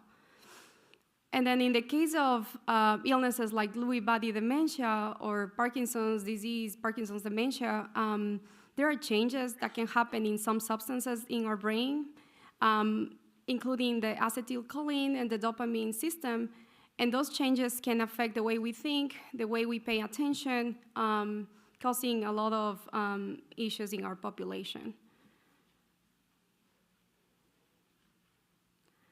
According to the American Psychiatric Association, the most common behavioral and psychological symptoms of dementia are agitation, apathy, that loss of motivation and interest, depression, also delusions which are characterized by fixed false beliefs, and sleep disorders, of course. And the prevalence is very high, and it's estimated to be 90 to 99% of the patients with dementia. And these symptoms are nearly universal in patients with Alzheimer's disease and can happen in up to 98% of the cases within the first 5 years. So at the beginning of the illness, we might see more depression, apathy, loss of interest, but as the illness progresses, it's more common to see psychosis and also agitation. And I'm gonna be talking a little bit about the main neuropsychiatric symptoms. So we have depression, which can affect up to 40% of patients with dementia, and it's characterized by withdrawal, fatigue, irritability, and also lack of motivation. It can look different according to the types of dementia. For instance, in frontotemporal dementia, we might see more apathy or loss of empathy, whereas in Lewy body dementia, we might see more rapid mood swings that might change within an hour or so. And in terms of the treatment of depression, first of all, we prefer the non-drug approaches, so engaging patients, engaging them in meaningful activities, making sure that they do have structured activities during the day. Also cognitive stimulation, making sure that people read, do puzzles or memory games. And also counseling, support groups, and caregiver education, because that can help with guidance in the management of these difficult behaviors. And when these approaches don't work, then we try medications, usually antidepressants. Then we have anxiety, which can be present in 38 to 41% of the patients across all stages of dementia. And it can be common in Alzheimer's, but also Lewy body. And that can be characterized by fear or tension, feeling restless, repeating questions, feeling like a sense of panic. And that can worsen with changes or overstimulation, but can improve with consistent routines and a calm and predictable setting.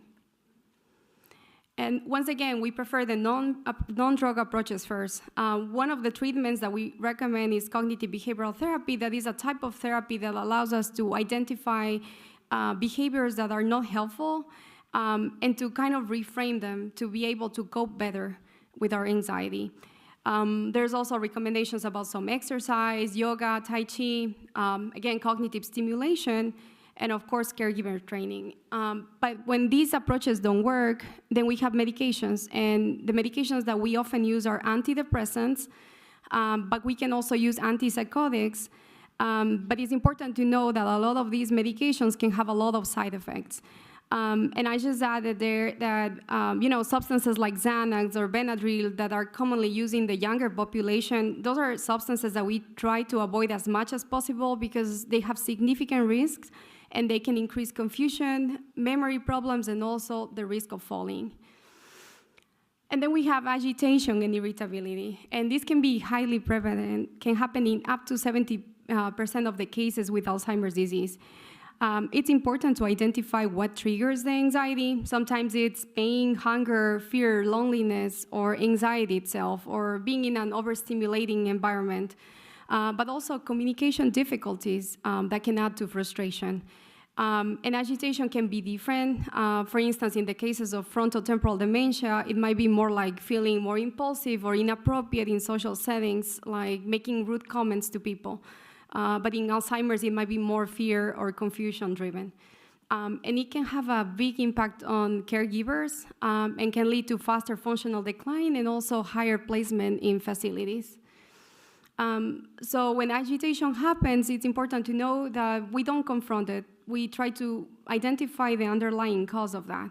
And once again, we prefer the non-pharmacological approaches, making sure that we understand what's going on, identifying the trigger, making sure that we have a calm environment.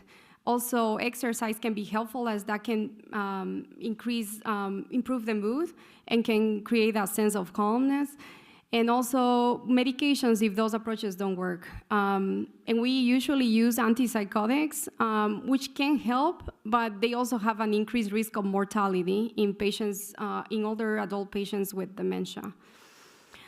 And we also have some neurocognitive therapies like electroconvulsive therapy, which is also commonly known as shock therapy.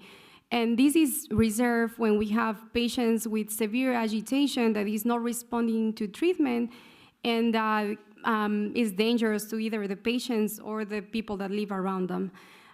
We have a lot of studies going on. We actually have some studies at Emory that are showing significant symptom reduction and good tolerability.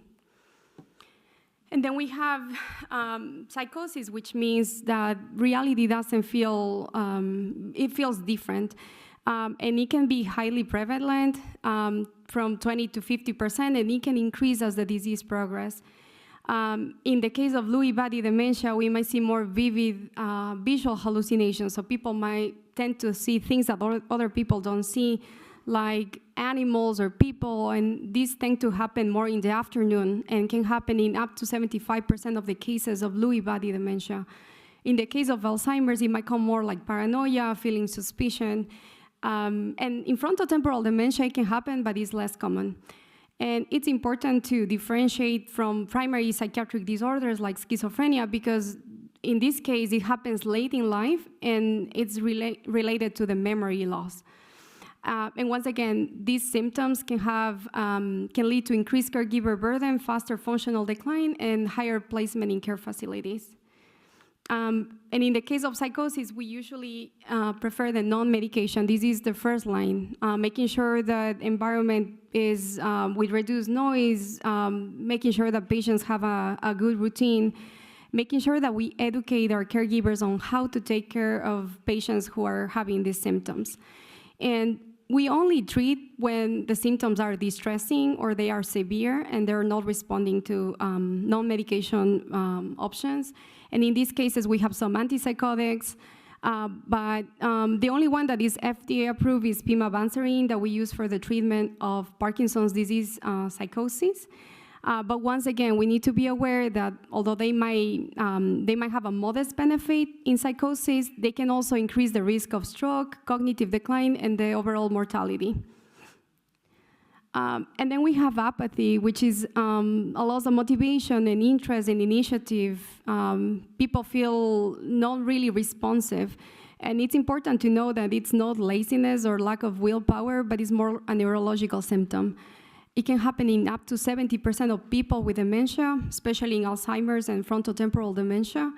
And this happens because there are changes in our motivation circuits that involve the frontal area.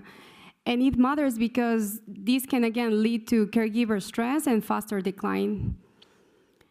And sometimes it can be difficult to differentiate between apathy and depression, but it's important to know that apathy is more like the patient feels more flat, it's not sad, it's more neutral, they lack initiative, and they are often unaware of these symptoms. They're just happy sitting there without engaging in activities. Whereas in depression, it manifests more like sadness or hopelessness or guilt. Patients feel really distressed or maybe worthless, even suicidal, and they actually complain and are looking for treatment. We oftentimes engage again with non-pharmacological interventions like music, making sure that they have a structured routine, making sure that there's caregiver support to better understand these symptoms. And when that doesn't work, we have medications, but they really don't work too much. They just have very limited evidence and modest benefit. One of the medications that is the best studied is called methylphenidate or Ritalin. But again, it just has shown some small improvements in 2 to 6 months of treatment. And there are no FDA-approved treatments for apathy, but we do have some brain stimulation treatments like transcranial magnetic stimulation that is undergoing studies, and hopefully that will help this symptom. And then we also have sleep disorders that can happen in 70% of patients with dementia.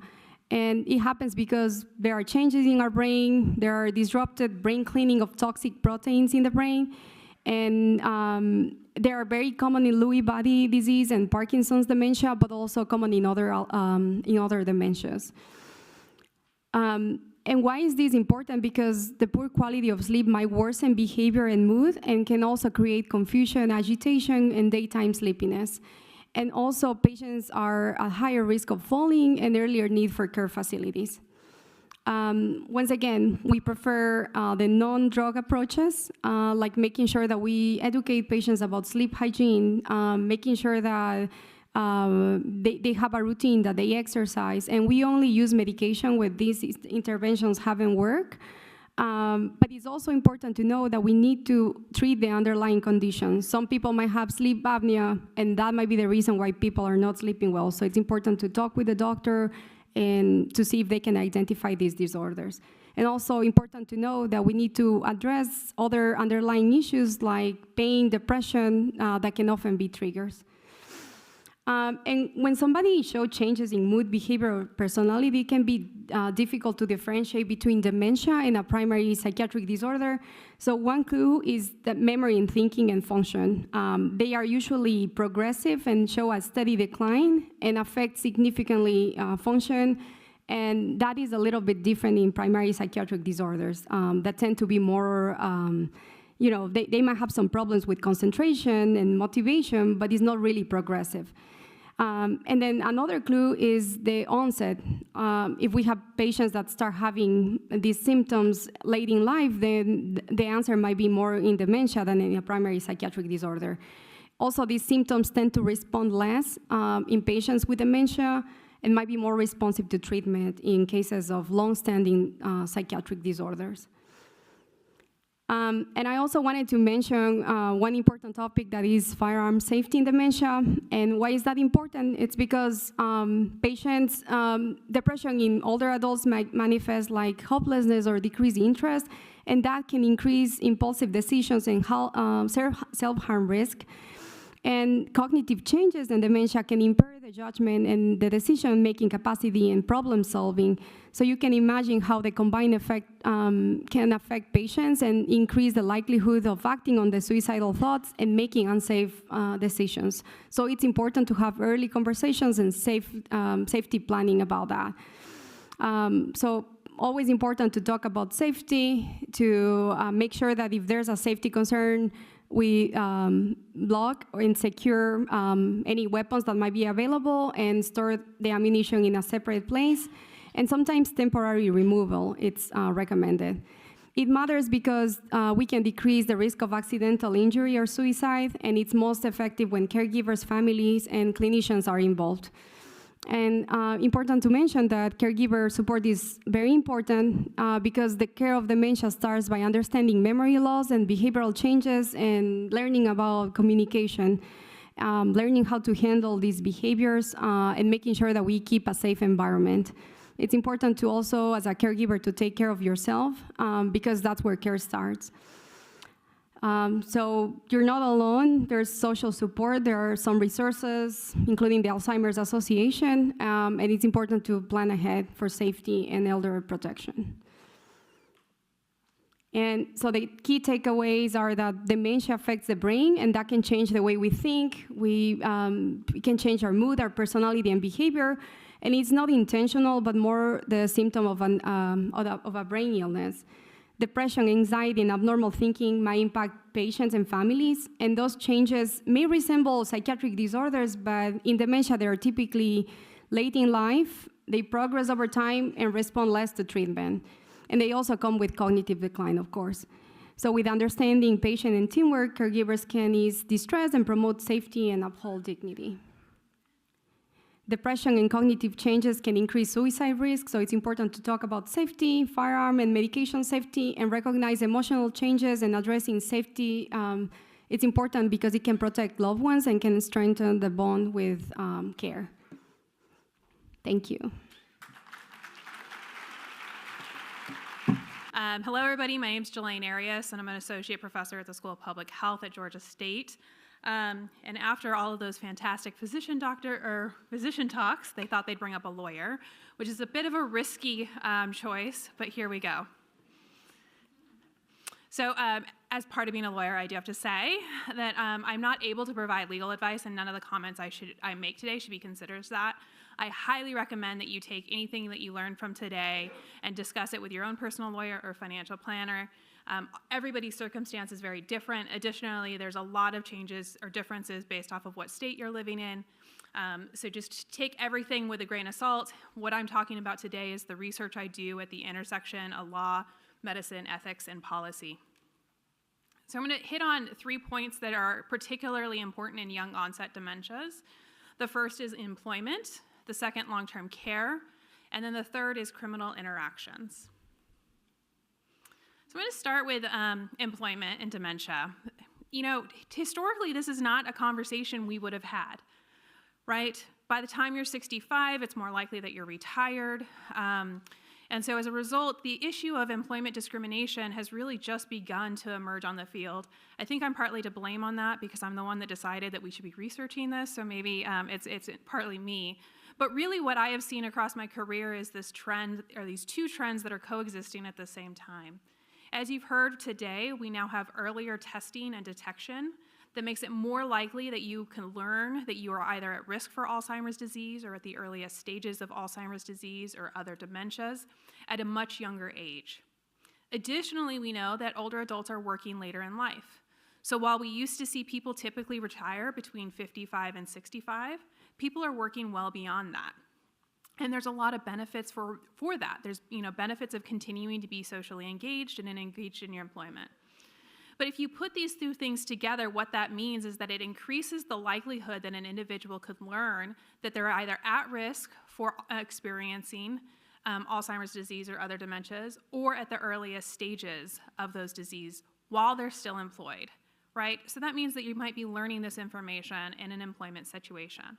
This is particularly important for young onset dementias. As we've heard before, these individuals are more likely to be mid-life and thus also likely to be at the peak of their career.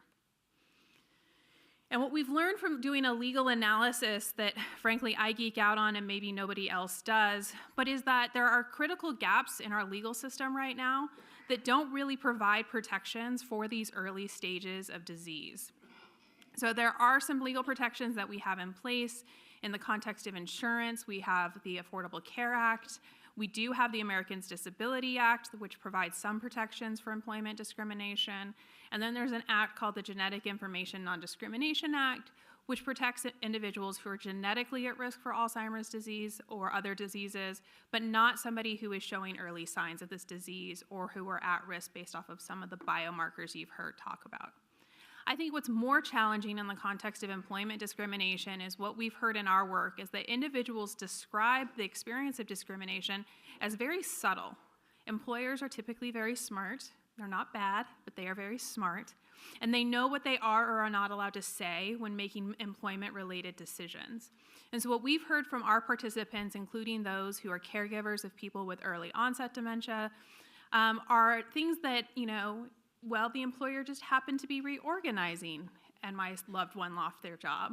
Or this description here where a husband was describing how his wife began to experience unfair treatment at work, but it was in subtle ways of making recommendations that she seek out additional support through sort of like reparations, but not as a way to actually help her to continue to do her job. We also have this other overarching concern that you can't ignore, right? So being somebody who is at risk or at the earliest stages of dementia and continuing to be employed is not a no-risk situation. And so when we think about future policy protections that might help somebody while they're employed be protected from discrimination, you also have to recognize that some people, particularly those in early onset dementias, may actually be at the peak of their career doing jobs that could put others at risk. So we heard from this wife of a patient talking about how he was a civil engineer and that there was legitimate concerns that the patient had about continuing to sign off on plans that built things like tunnels in San Francisco, right? These are things that require high level of cognitive and function. And she was talking about how difficult it was to help him navigate the exit of his career as a partner of this firm where the other partners were very aware of his condition and seemed to be using that as a way to sort of get the best deal they could. So, what do we do in this situation? Just a quick highlight. We've also looked at this issue specifically in the context of pilots and screening for pilots, and we've also written on some of the legal and policy challenges related to addressing cognitive impairment in federal officials. What you may or may not know is that we currently have the oldest federal government across all three branches that we've ever had, and there is actually significant barriers to being able to do cognitive evaluations amongst those bodies. I comment no further. So, what is the long-term care situation? We're going to move on to that, right? So what is long-term care? You've heard today about caregiver resources and the ability to provide care to patients. So long-term care is non-medical services provided to individuals aimed at assisting activities of daily living. These can include both care provided at home and those in residential settings. These services are critically important to individuals with dementia at all stages, and they can also be critically important to help resolve caregiver support. So why is this not so readily available to everybody? So first of all, many of you may know that long-term care services are incredibly expensive and not covered by Medicare. I want to repeat that. Long-term care services are not covered by Medicare. So this leaves individuals with the responsibility of identifying other mechanisms to be able to provide these services. This is particularly challenging for the baby boomers and the middle class. Why is that?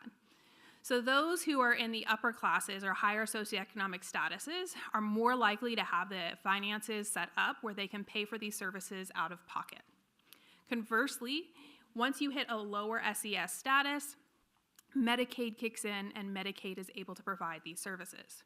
So what you see here is that the middle class who are too wealthy to qualify for Medicaid, but not wealthy enough to pay for these services, are having to find new strategies in order to be able to reach an ability to pay for these. What we see is often people doing what's called spend down, where they're working to spend down their assets to meet the asset requirements associated with Medicaid, and during that time, they're often foregoing or not getting the services that they might need. So if a significant percentage of people will need long-term care services, why are we not looking at long-term care private insurance? So I'll be the first to tell you that I've studied long-term care insurance, and some of my colleagues have criticized that in part because it's seen as a failing market. It's actually a pretty terrible product for insurers to carry, which is why you're seeing a huge decline in insurers offering long-term care insurance. But additionally, it's not a fantastic product to buy as an individual.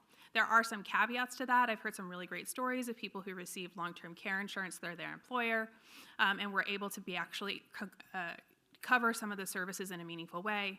But typically, some of the challenges we see from an individual is that private long-term care insurance has high premiums, also poor benefit structures, and minimum external benefits to the individual. And also, there's high rates of medical denials.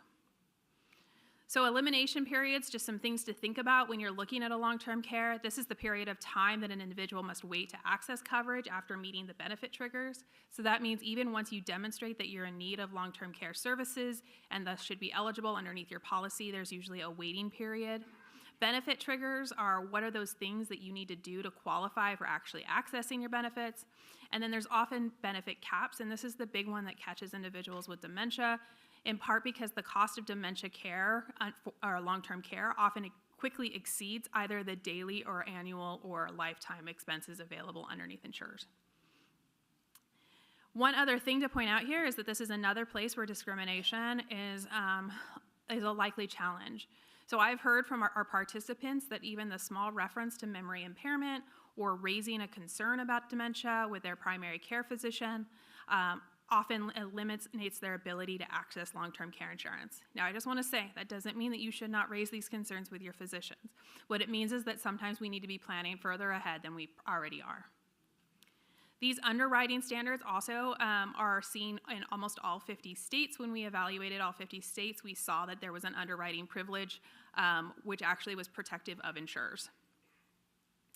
And so I'll just say one of the biggest barriers that we actually see is yes, the access to long-term care insurance because of the cost, but also the access to long-term care planning and limitations of caregivers being ready to talk about long-term care services, right? And a lot of times that's because patients are resistant to the idea of bringing somebody into the home or changing their living circumstance, and it's a really uncomfortable conversation to have. But I encourage you to think about it ahead of time before you actually need the services.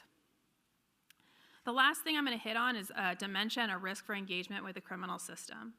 We often talk about dementia as a vulnerability for being a victim and thus being the victim in a criminal context. However, we do know that particularly with young onset dementias where there are behavioral and psychiatric components, they're at an increased risk for experiencing the criminal justice system as a person who has been detained or interacting in that capacity, right? These are people who are being arrested because their behaviors are leading to criminal actions.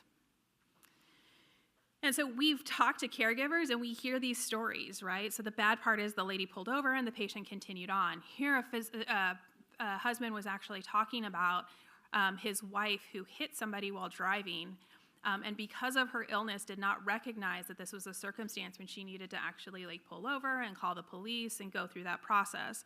And so as a result, she drove home and essentially mentioned it in passing. And the husband then was put in a circumstance where he needed to address the situation. We also see things when we talk to caregivers about different kinds of criminal behavior, everything from stealing small stuff. My favorite story was a caregiver who described that her husband did not want to pay the full price for an orange juice at an airport, and so he paid for the small one and then took the large one instead. And I said, I can understand that those orange juices at the airport are expensive. But what we do see is that when we interviewed caregivers, 8 of the 13 individuals who we spoke to described some kind of criminal behavior, and they were often challenged in describing it that way, right? So a lot of times with these young onset dementias, particularly here, we're talking about frontal temporal lobe dementia, which affects the frontal part of your brain, is more likely to cause these kinds of interactions. The problem is, this is our criminal justice system pictured. And I show this, one, because as a lawyer, I'm honestly a little embarrassed that this is what the best we could put together. We're some of the most organized thinking people I know, and this was the best we could do. But also because it's an incredibly complicated system. And as a result of that, what we're seeing is that neither the system is ready for individuals who have dementia, and individuals who have dementia and their caregivers are not prepared to navigate it. When we've done interviews with attorneys, we found 2 threshold issues. The first was that there really is not a system in place to detect dementia at the time of arrest.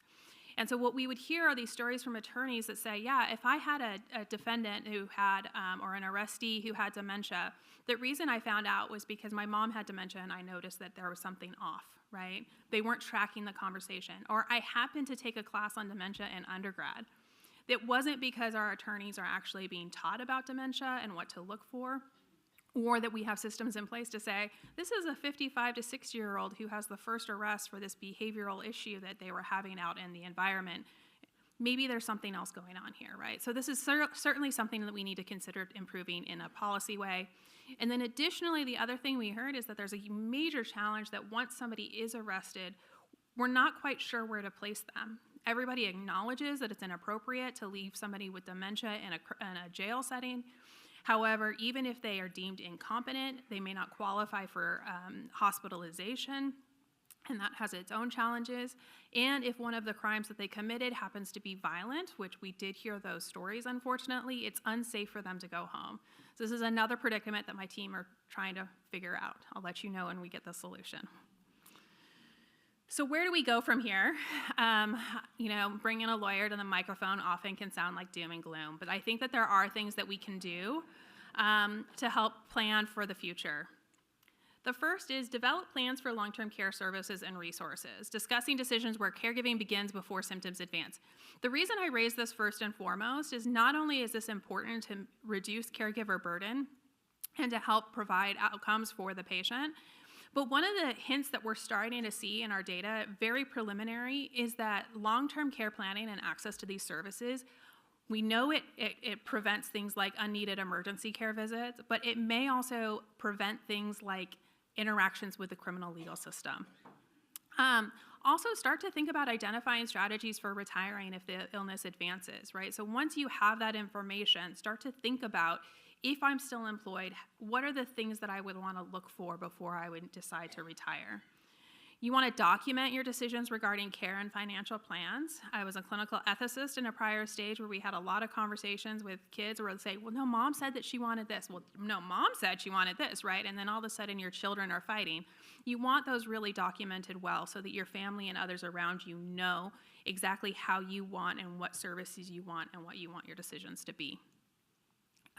Obtaining insurance prior to diagnostic testing. This is becoming much more standard, I'm seeing in dementia clinics, where they're saying before you come in, make sure that you have your insurances lined up and that that's ready for you to go, because once this gets documented, it becomes more challenging. I think a lot of times, none of us like to admit that we're getting older, right? But we tend to put off these kinds of planning, and it's important to have them before you start having these conversations. And then again, have the uncomfortable conversations with your kids or with your spouse or with your partner or the neighbor across the street, whoever is going to be helping you make these decisions. So 2 things to just point out in the last minute is advance directives. So there's 2 different kinds of advance directives that we highly recommend. One is a living will. This states exactly what you want in terms of your medical care. And then the second is a power of attorney. I always say the power of attorney is the most important piece because that tells us who is making your decisions when you're not able to. And there's typically 2 types of decision-making points. One is medical care and one is financial care. They can and sometimes be different. Sometimes it's the same person. And I always say, don't pick your favorite child. This is not the time.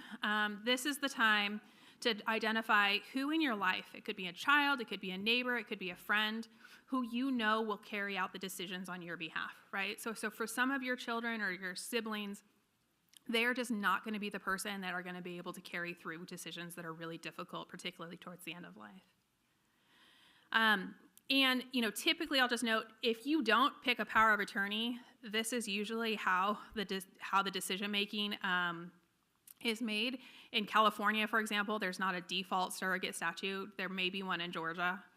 And you want to make sure that the individual understands, your job is to make the decision I would make for myself, not the decision that you want based off of what you think is best.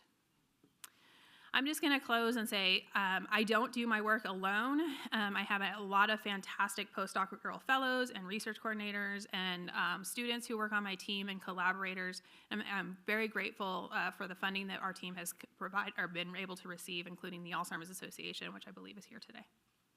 Thank you.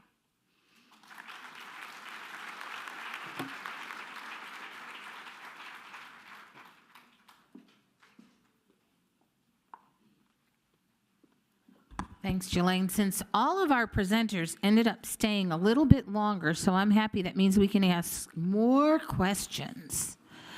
Wait a minute, let me see. This is for, let's see. Okay, these are Jelaine's. Would you come back here, please? Would you give these to her? And Dr. Pritchett, would you go first, because you've got some questions? Yeah, so,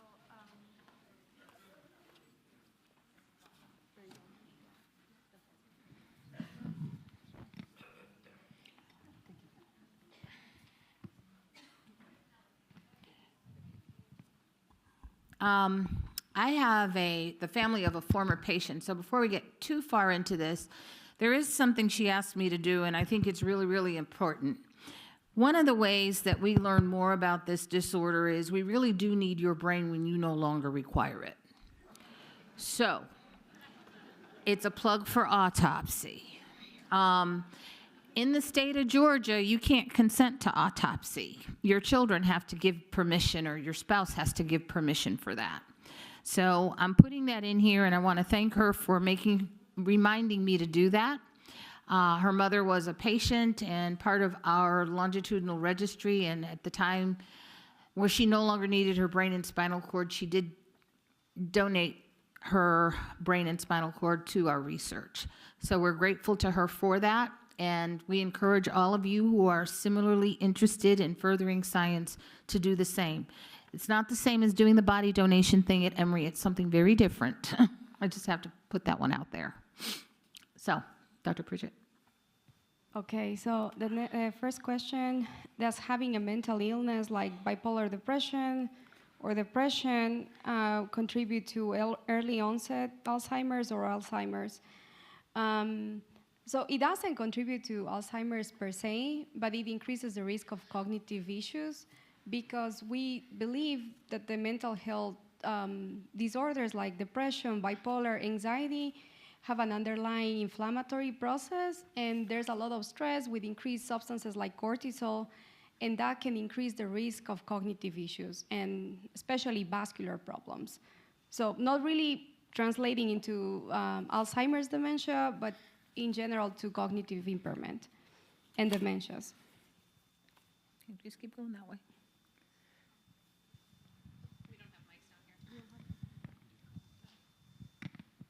So this is a question about if you need to update your will and have mild cognitive impairment. I presume, what does that mean about capacity? So I'll just say that just because you have mild cognitive impairment, that does not indicate that you don't have capacity to change your will.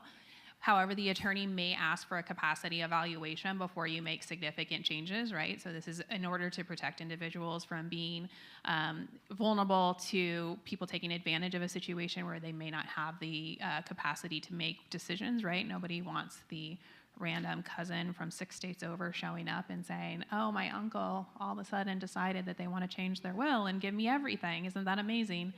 So, it is important to make sure that your attorney is informed about what is going on, and they can help decide how to best do a capacity evaluation there. I can take the next one. So this question is, I want information about Memo Master that Sanjay Gupta is promoting online, calcium chloride and acetylcholine, concerned with late onset dementia. Right, so many more people are being affected with dementia these days, and surprise, there's a lot of money to be made in this area.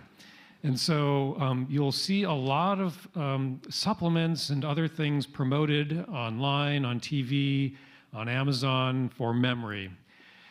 And this is not regulated by the FDA at all. The FDA does not regulate supplements. So when you go to the health food store and you buy a supplement, the FDA is not controlling what's actually going into what you're buying. It may be maybe what's on the bottle, it may not be. And so this is unfortunately just an aspect of our system. It's a bit of a Wild West, but I would recommend that you stay away from any of these supplements that you see advertised, because first of all, there's really no evidence that they're helpful other than a multivitamin and maybe some B12. And second of all, they cost a lot of money, right? So save your money and don't buy these things that are being promoted online. That would be my advice to you. You can go, Christine, and keep going down this way. The next question, if you have depression before Alzheimer's, does the medication change? It doesn't change, so we use the same antidepressants, but in patients that have dementia or are in the older range, we tend to make sure that we choose the medication safely, because there are a lot of medications that can further affect the memory. For example, Paxil or medications like citalopram might make people more confused, so we tend to avoid those medications and choose other antidepressants. But the treatment itself is the same. Dr. Lenore. Sure, I have some Lewy body specific ones. So if a patient has dementia with Lewy bodies and cognitive issues before motor symptoms, should I expect motor symptoms to start later? Not necessarily. So a dementia with Lewy bodies diagnosis can be made without motor symptoms. And there are individuals who will have very kind of typical otherwise presentation of DLB, like the visual hallucinations, fluctuations of consciousness, RBD, other things, have synuclein support that don't really develop prominent motor symptoms at all. So definitely seeing that presentation, but it is very frequent and common to have motor symptoms in that disease. And this is why the answer to the second part of this question, which is dementia with Lewy bodies still considered a Parkinsonian disease? Yes, like a Parkinsonian disorder. So there's so many ways to kind of present like how Parkinsonian diseases are broken down.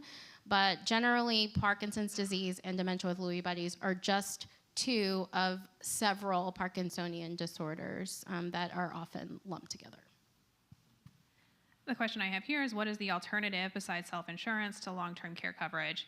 So I'll say two things. First of all, there are some states which are currently moving policies forward to provide publicly funded opportunities. So this is Washington State, for example, has the one that I think other states are currently monitoring to see how well it works. It will vest, meaning that it will actually start to pay out in the next like 3 to 4 years. So we'll get a good chance to see whether or not a state option could be viable, and then something that we could probably advocate for here in Georgia. The other alternative is the one that I've seen the most promise is around life insurance runners. And so this is the idea of adding a runner to your life insurance, which would allow you to tap into your life insurance should you need long-term care services. Again, this is an area where it is highly individual. The best thing I can recommend is talking either to an elder law attorney and or your financial advisor about the prospect of wanting to make sure that you have long-term care services available to you and you have access to those from a financial component. Okay, next question. If you are in the Healthy Brain Study, how do you reach out to get access to the results of your cognitive MRI blood and spinal fluid results? So Dr. Law at Emory runs the Emory Healthy Brain Study, and there are certain policies around disclosure of information in the study. And part of that is just to maintain the integrity of the study, because you might imagine if you know what the results are of your testing, you might be a little bit different than you would be otherwise, and that might affect the study. That being said, Dr. Law, I know Dr. Law is considering how he might disclose some of this information that's being collected through the Emory Healthy Brain Study. And I would recommend that you just reach out directly to whoever the contact was that, that was given to you when you enrolled in the study to discuss that, because that is an ongoing discussion. We want to be as open as possible with our research while still maintaining the integrity of the study. So I think this is going to evolve over time, and that's just something that you'll have to reach out. There may be some things that we can share and some things that we can't share. One more. You got one. Yeah, and I'll just say to piggyback on that, I've had instances where somebody in that study has developed symptoms in my clinic, and we have gone about getting some information, from that study to help with that diagnosis, but these are kind of rare occasions. I have I think a really great question. So are delusions, anxiety, and visual hallucinations different in kind of, I think they phrase it, unconscious versus conscious cognition, so particularly in dreams? And I'll just kind of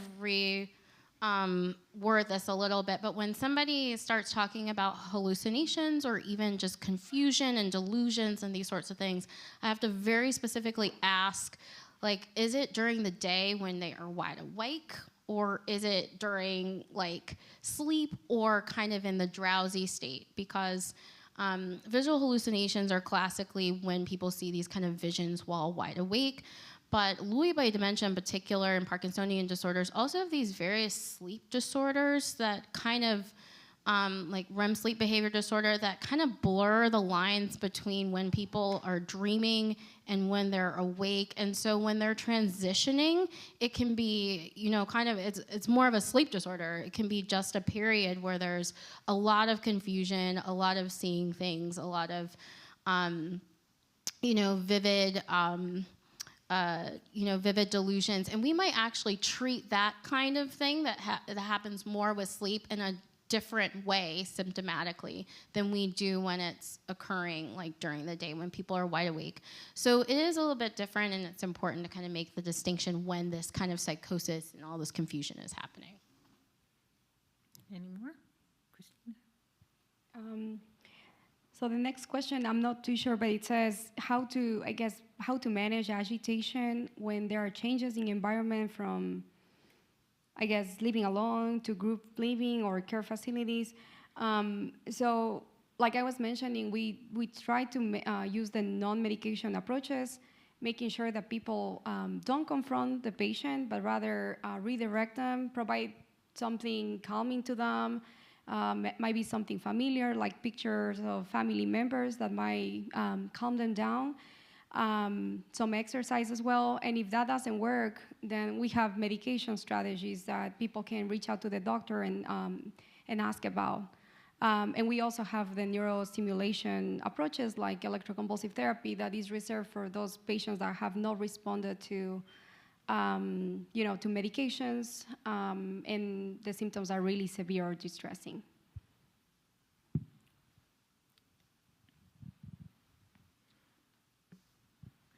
So we have a question here about during the spend down period, will your pension and house be considered? So there are things that during the spend down, that there's expenses that are assets that are protected. I believe the house is one of them. I'm not quite sure about pension, but when you work with somebody to help you go through this process, they're very clear, and I believe it might also be state specific. All right, next one. Katie Couric interviewed Dr. Bruce Yankner on YouTube about possible use of lithium to treat Alzheimer's. What is your opinion?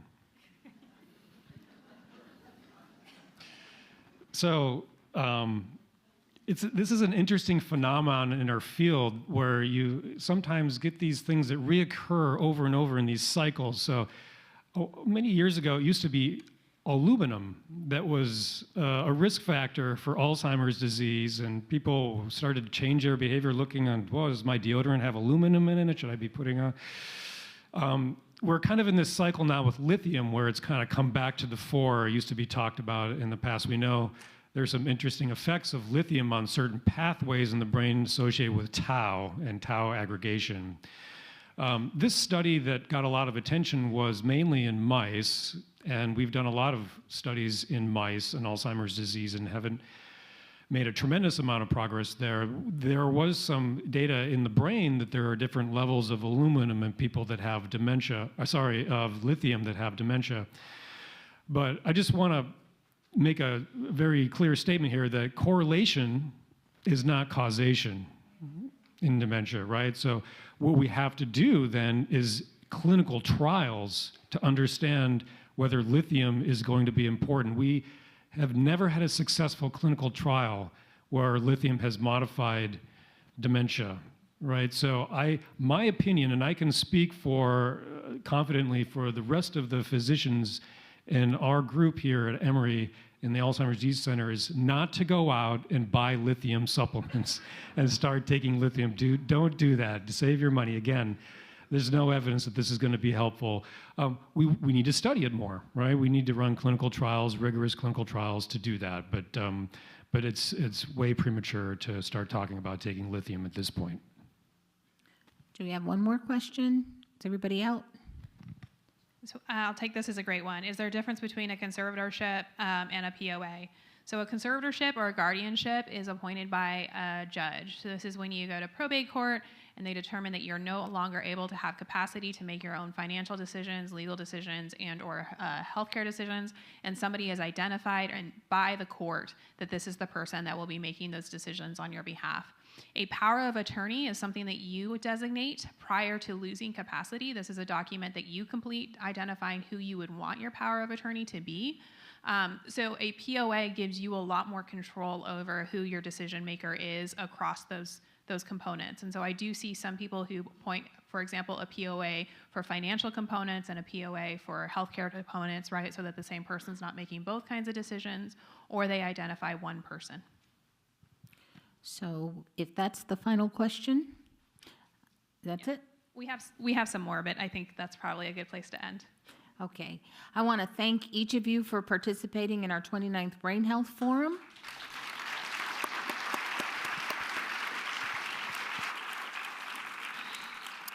And if you got anything, all of these providers have some research that's good for you. At this point in our program, you may leave the stage. I'd like to bring forward our co-lead for outreach, recruitment, and engagement, and that's Dr. Antoine Trammell. He's an internal medicine doctor, and he co-leads this outreach, but he's also seeing patients at the Lee and White Clinic Memory Assessment Center as part of the Georgia Memory Net. Dr. Trammell.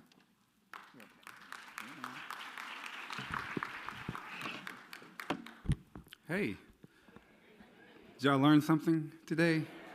You did? That's the goal. I was very impressed at the questions that the audience had submitted. Those were excellent questions. You know, so today you heard about early onset dementia. You heard about Lewy body disease, and dementia was Lewy body. You also heard about mental health, that, you know, some of the things you can look for to broaden your perspective on what are symptoms of illness, in particular cognitive illness in your loved ones. You also heard about some legal perspectives, which is critical. You know, one of the takeaways that I got from paying for care is you may come to the realization that you're too rich to be poor and too poor to be rich, you know, when it comes to paying for your loved one's care. So overall, and you know what, mindfulness. I love that incorporation into the program, because being present is a big part of discovery and moving together. So you may have heard the word Congress. It has Latin roots, meaning to walk together. How that's applied, I'm not going to go there. But for our purposes, I want you to think about walking together. And in this next step, do me a favor. Let's look up, okay, and look down. How do you know what up is? It's the opposite of down. How do you know what down is? It's the opposite of up. So in that regard, they don't exist without each other. They're part of the same concept. Let's apply that to doctor and patient. to scientist and research participant. We're part of the same team, right? So as we walk together, we can't forget that commonality, that we're going to do this together. It was just in the 1980s when we were diagnosing Alzheimer's disease from a strictly clinical perspective. Then we were able to diagnose it in living people, meaning it didn't have to die. Now we have treatments that can modify the disease in living people. That is a remarkable progression. That is a remarkable advancement, and it happened by us working together. So my closing remarks to you is that we need to continue to work together, that we will continue to make advancements, and we're going to get it done, all right?